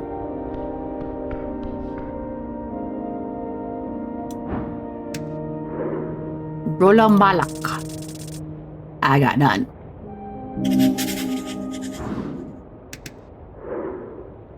This was the friend. I think this is the friend that one girl's looking for. A tense scene. Oh, a cleric. Just in time. 4 young guys, each looking a bit nervous. Got the angry-looking blonde kid. There's a goth right there. Hello. Oh, look, she's with her. Yeah, this was one looking for a friend. We've confiscated the illegal goods, he says and bows his head. For the city. He turns his head towards one of the kids behind him. How's it going, Earth niece? Uh-huh. I'm trying. Hold on. Hey, stop it. He freezes and gives the blonde kid a nervous look. Oh, sorry, cleric. I think he thinks he's hot shit. I'm Rollo, the blonde kid says and takes a bow. Rollo Mallet, at your service. Behind me are Earth Niece, Mr. Buskin, and Tolly. We're members of the Novrikian Resistance, a movement to... Oh? You're thieves. Ignorant book burners. The girl adjusts her spectacles and straightens her back. With all due respect, Mr. Cleric, she says, don't believe a word from these thugs. You notice 2 other girls behind her, a halfling and a dwarf. Both look at each other. Mm-hmm. Assholes. Careful, it's an actual cleric. Thugs, come on, Medusa. Really? Like the AY aren't a bunch of ruffians. I've seen enough, the goblins whispers to you in sighs. Just activists clashing. A what? Asgalis youths. See her green armband? Hi, I am the cleric. They've stolen, she hisses and turns Rollo to bark out. You stole our entire water lane delivery. Yeah. Oh, sure, of an illegal newspaper. Look, cleric, I assure you, we're doing the city a favor here. I take that back. It's just a bunch of LARPers. Oh, it's a lover's quarrel. What? No! He's blushing. The girl gives you an incredulous frown. That's not cleric focus. So I'm sensing a conflict. You're here to uphold the law, right? So arrest these assholes. Now! The dwarf grabs her hand and pulls her back. Medusa, calm down, please. I kept reading a book and somehow got a high score. Nice. They decide. She scoffs. Okay, fine. Her dwarven friend mutters, Medusa, in an unconcerned tone. We deliver papers for the Asgalan chant. Maybe you've heard of it. It's a pretty big deal. Nell chuckles. The paper is not terribly popular, but it is known for radical articles and political stances. She draws a sharp breath. We have a busy schedule, and right as we started delivering papers in Waterlane, these pieces of shit started following us. Taking papers we just delivered right out of people's mailboxes. That's illegal, right? Asked the halfling girl. A bit. Of course it's illegal. Your opinion does not even register. She does not even hear it. Insolent behavior. She does not care for your opinion on the legality of mail theft. How rude.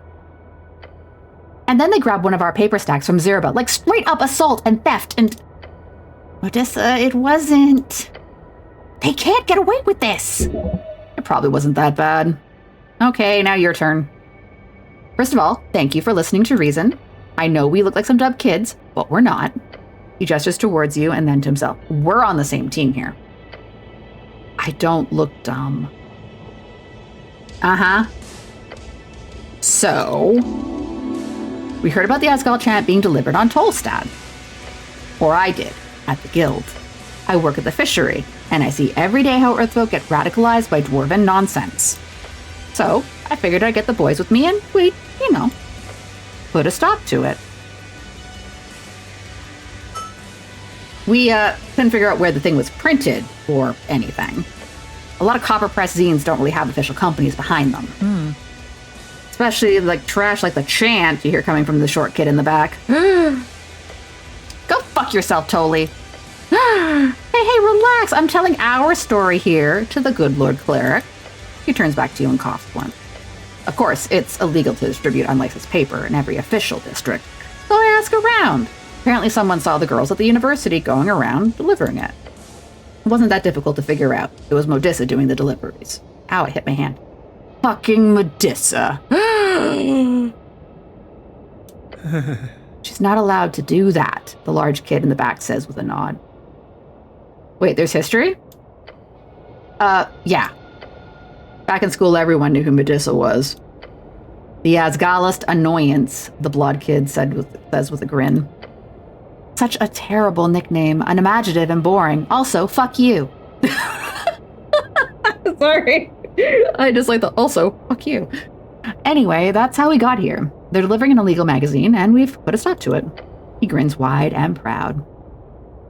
So what does the law actually say about this? The Asgal chant, or whatever silly name is the anonymous publisher gave, is not licensed for distribution in Tolstad. Acquiring licenses for public distribution is a typical method to repress journalistic intent in Norvik. Oh. The city knows that terrible paper should not be given out. At the same time, it is also illegal to steal delivered newspapers from mailboxes. No one's right. Even if those papers are delivered illegally. That's a lot of illegality. Both are in the wrong. In different ways, yes. I could just charm one of them, right? Yeah, I guess I could. I do have my spell slots, but I could just charm one of them, right? That would be a solution. Tell them you've made up your mind and then cast it on one of them. Oh. Good, she says and nods. She's hiding a nervous expression. Great. Good. He's outwardly very nervous. So essentially they're both wrong. She's wrong, like, in the strictest reading of the law. If I'm being a lawful cleric, I don't know if I'm a lawful cleric, but let's discuss this. She's spreading an illegal. She's spreading an illegal paper because it hasn't gone through proper channels, and it will never go through proper channels. That guy's doing a cantrip in the back. I see that fireball. You stop that. Anyways, but meanwhile, they did deliver those papers, and by them yanking them out of the mailboxes, they've also committed mail fraud by yanking out delivered mail. Let's try an aim for compromise. I am apolitical. Perhaps, but you must engage in deep meditative form of empathy in order to achieve it. Oh God. Oh wow. Let's go. Nat 20! Nat 20! Nat 20! Yeah. I'm assuming I'm going to take all the papers. It is time for a compromise. Listen up. Your calm and determined voice rings out across the street. Tell the girls you can't deliver your paper, then tell the boys and you can't steal it. Hi, Taki. How you doing? I am dispensing justice. But you can't deliver it. That's what I've been saying. This is, and you can't take it. Just listen to him. Come on. The blonde kid grits his teeth, and he grabs a stack of papers and tosses it across. Oof! Medusa grunts as she catches it. Then she immediately turns to you. What do you mean? We have every right to no delivering without a license. Fine. The boys quickly disperse, muttering amongst themselves. No one is happy. Don't, the dwarf girl tells Medusa as she strolls up to you. Hey, Mr. Cleric, you know we're just going to deliver these anyway, right?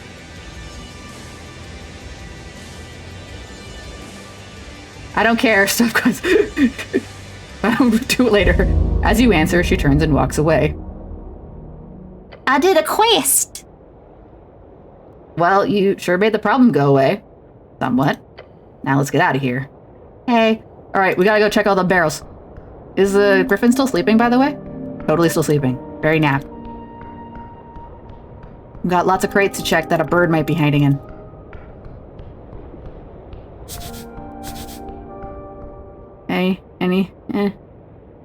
They're making fun of me. They're just jealous that I have a rat and they don't. Oh, we've reached nighttime. Can I, like, go get yelled at?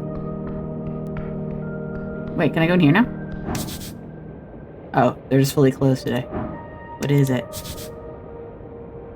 Ah, free striders, okay.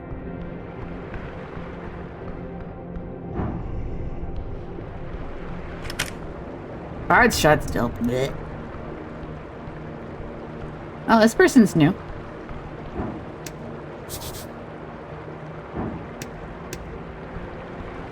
Oh, okay.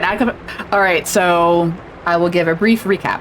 So what happened was I sought a compromise, and the compromise was she was wrong for delivering the mail, and the guy was wrong for taking the mail once it was delivered. So I confiscated all the papers, and after the guy left, I gave her the papers back because it is still her property, and told her deliver it when I can't see it.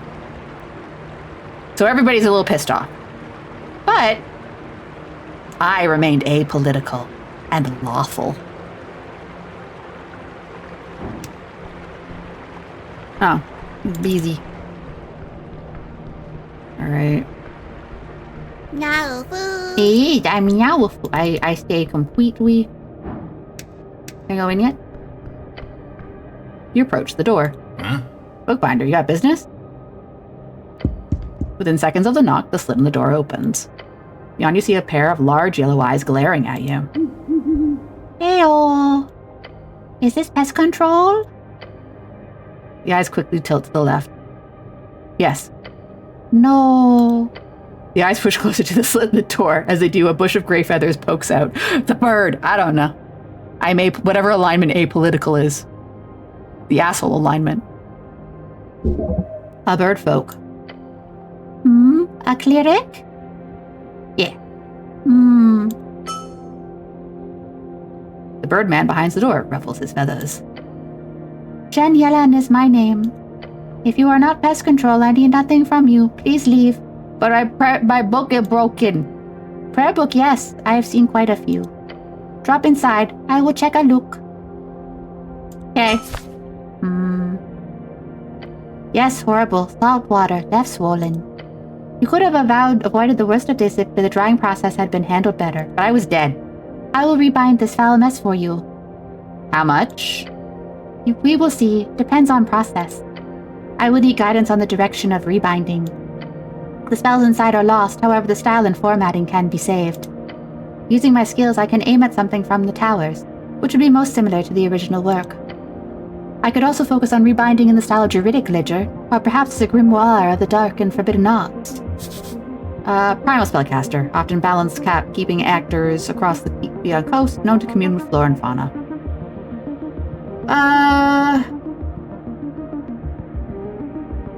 We're gonna go for an intelligence upgrade. That I will do. Return tomorrow, not while the sun rises. I am either resting or working intently during those hours. Anything else you want, or will you leave me to work? Wanna go drink at the tavern later? No. No. Why do you need help? Rats! Oh. They are awful. Keep spawning out of sewer pipes. Yeah, they should really do something about that. Yes! He lets out an angry bird noise. Hoo, hoo, hoo. But that bastard guild leader, Torlim Slip, keeps telling me they don't have time. No time? They have dozen teams running around the city. No time. I thought the big problem is that they cannot get anyone to do pest control missions at 1-star levels. The PCG has a ranking system based on the danger of any particular pest they handle. Yeah, I mean, the halfways, we haven't relied on the PCG for years. They just don't have time for anything over a 2-star danger rating. It's very annoying. I have looked into it, but the problem is the pest control teams that join the guild will only take 1-star missions for a couple of weeks. Then they quickly start focusing only on the higher paying tasks, and the actual and normal pests keep on spreading throughout the city. It is a ridiculously idiotic system. So while all the mimics and monsters keep getting slayed, nothing is done about these darn rats! I have a rat. I found it on the floor, and it's mine now. I should give it a name. The Pest Control Guild uses a legendarily poor design. Entirely due to it being a public thing, of course. Had it been privatized from the start.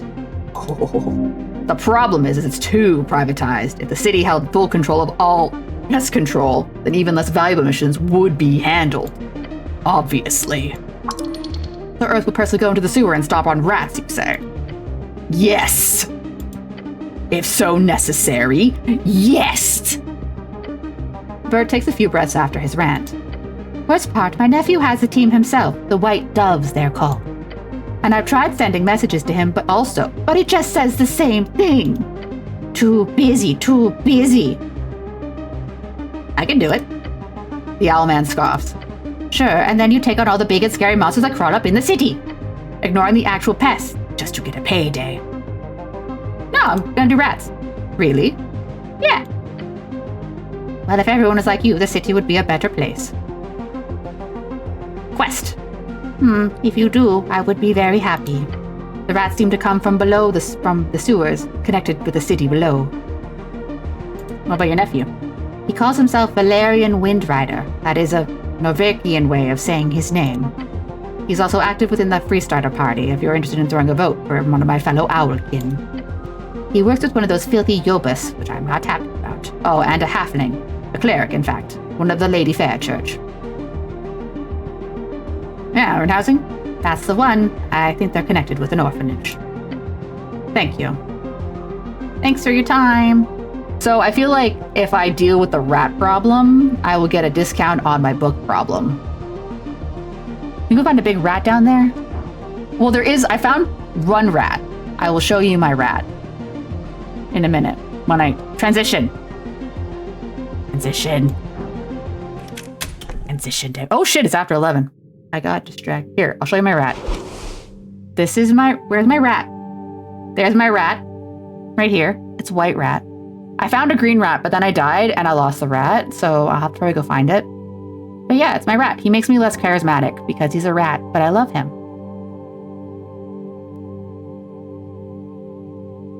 So yeah, rat. He seems to live in any slot. No, go in the book slot. Oh, apparently not. Okay. Anyway. Please don't put it on. But I could. I'm joking. All right. Regardless, it is now 11. I should save. I don't think I feel like I did stuff. I clearly did stuff. It has been 3 hours. I did stuff, but I don't feel like I made as much progress as I would have liked.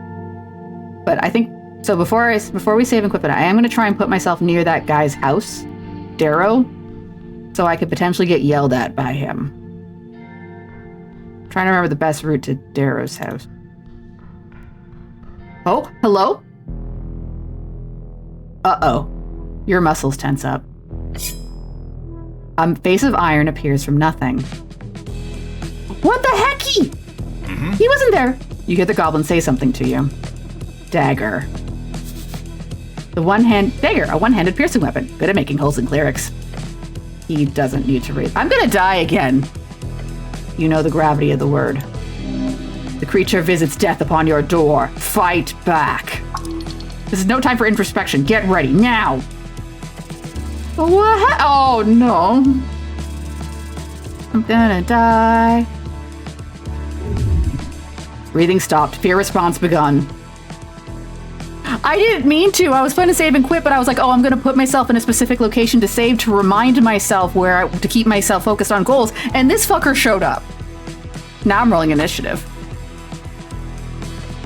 The masked one is ready. The masked one immediately rushes forward, a sharp dagger thrust toward its target. Can I? No, but yeah, it's called I don't want to be stabbed. Ow. The ringmail underneath this is the only thing keeping you from being gashed open. Now gets ready to act. His eyes quickly assess the situation. The goblin's quick. The goblin glances at the dagger almost piercing your chest. It is! He then rushes forth, aiming a decisive blow against the masked one's left leg. It hits, not by much, but enough to stagger the masked one. The guy wants to kill you, don't let him! Oh, well, I want to cast Inflict Wound. Can't you ask him just to put the blade away? Heart racing, death approaching.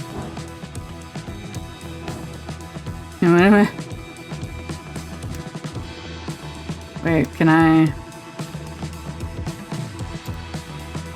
Grease? Can I make him fall down?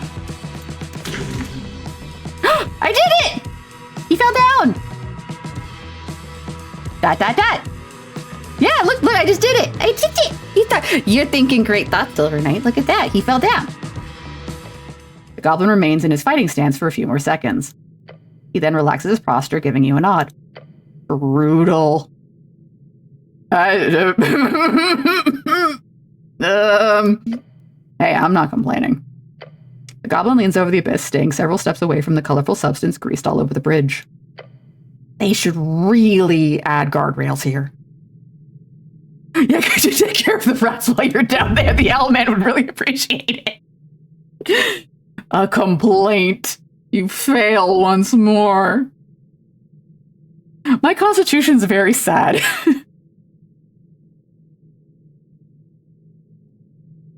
It really should. Sadly, the old lady couldn't get the building permits. Otherwise, they would have bolted this place up long ago. But for one, I guess it worked out. Sort of. He rubs his chin. Someone wants us dead. Or you, more likely.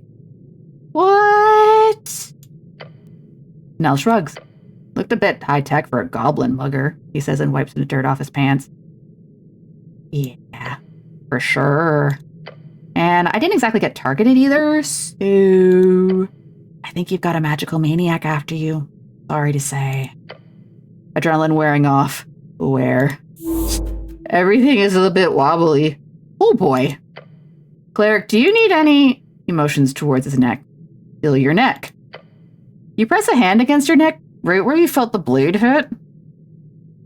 The area hurts, but more importantly, it is not wet. You will live. Nothing but a minor bruise. You can heal that with your magic easily. You got me, Yama. Really? Oh, aren't you lucky? He says, taking a deep breath. This is the first combat encounter I have not died in. I'm very proud of myself. Grease is great. Guess we're gonna need it if someone's sending assassins after us. So far, grease has been my most useful spell. Even incompetent ones like that.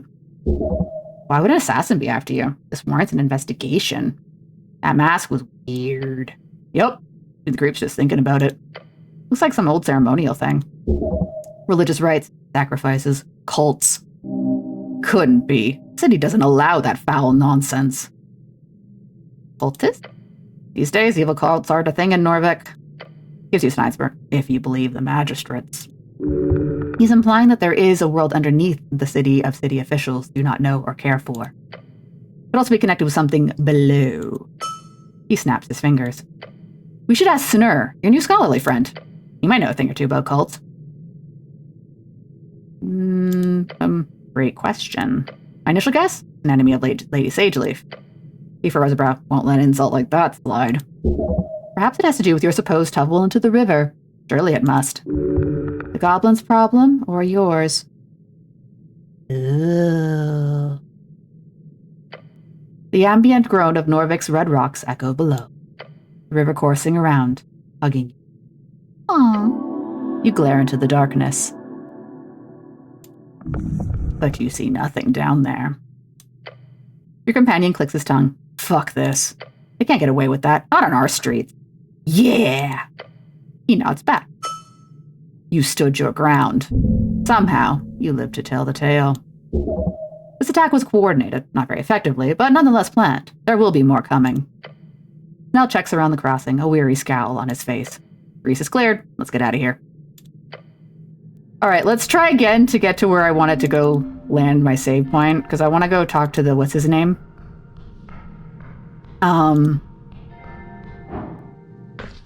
What's his nuts? Darrow. I want to talk to Darrow, and I should be able to do that. Should we write this down for the next time? There was, when you load up the game, you get kind of like a session notes thing that kind of gives you a bit of a reminder of what your tasks were. So it's, what's his nuts? Yep. I have good language skills. But yeah, I'm gonna go park myself by Darrow. Like, it's where the angel hangs out. No, I don't want to look at the map. We're going this way. This is where Duck lives. We love Duck, but not right now. Right over this way. This way. This way. Alright. So we'll park ourselves here. We're safe. You know that Dark Souls... No? Did I? Some Maeve. We're gonna place this one. There we go. Overwrite. Yeah. Cool. Alright.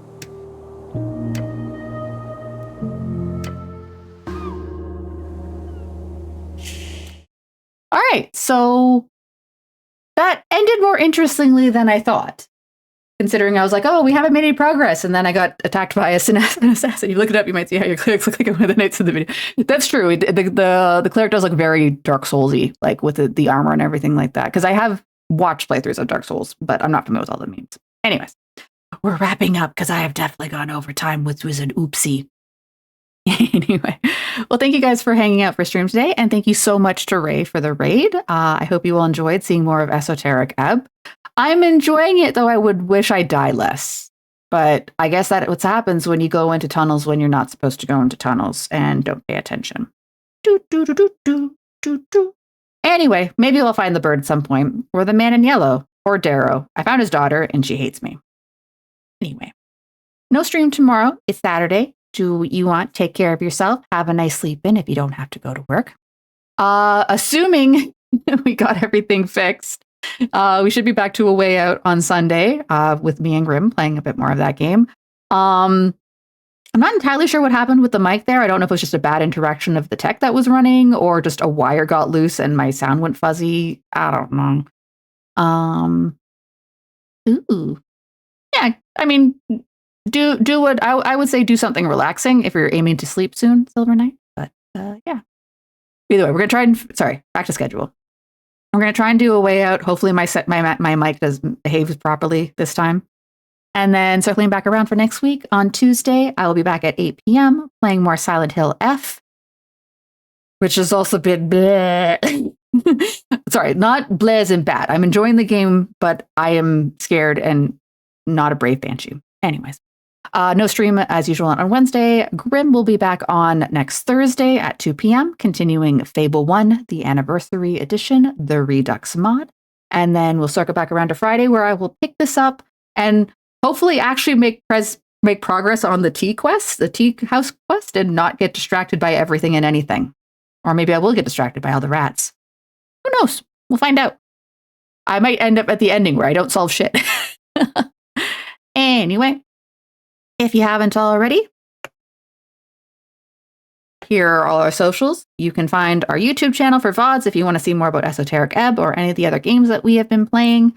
You'll find our Blue Sky links for random thoughts and feelings out on the social network, and our Discord link if you want to see pictures of cats or other fun memes. Yeah. All right, raid time. Boop. Moonst is live. There's a lot of people live. Oh my god.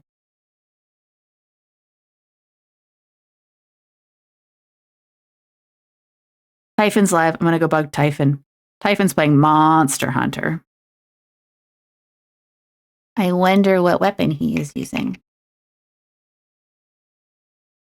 Boop. Boop. All right. Have a great night, everybody, or morning, or evening. Yeah, we beat up Typhon. But this is the other Typhon. Many Typhons. Yeah. Multiverse of Typhons. All right. Good night, everyone. Take care of yourself.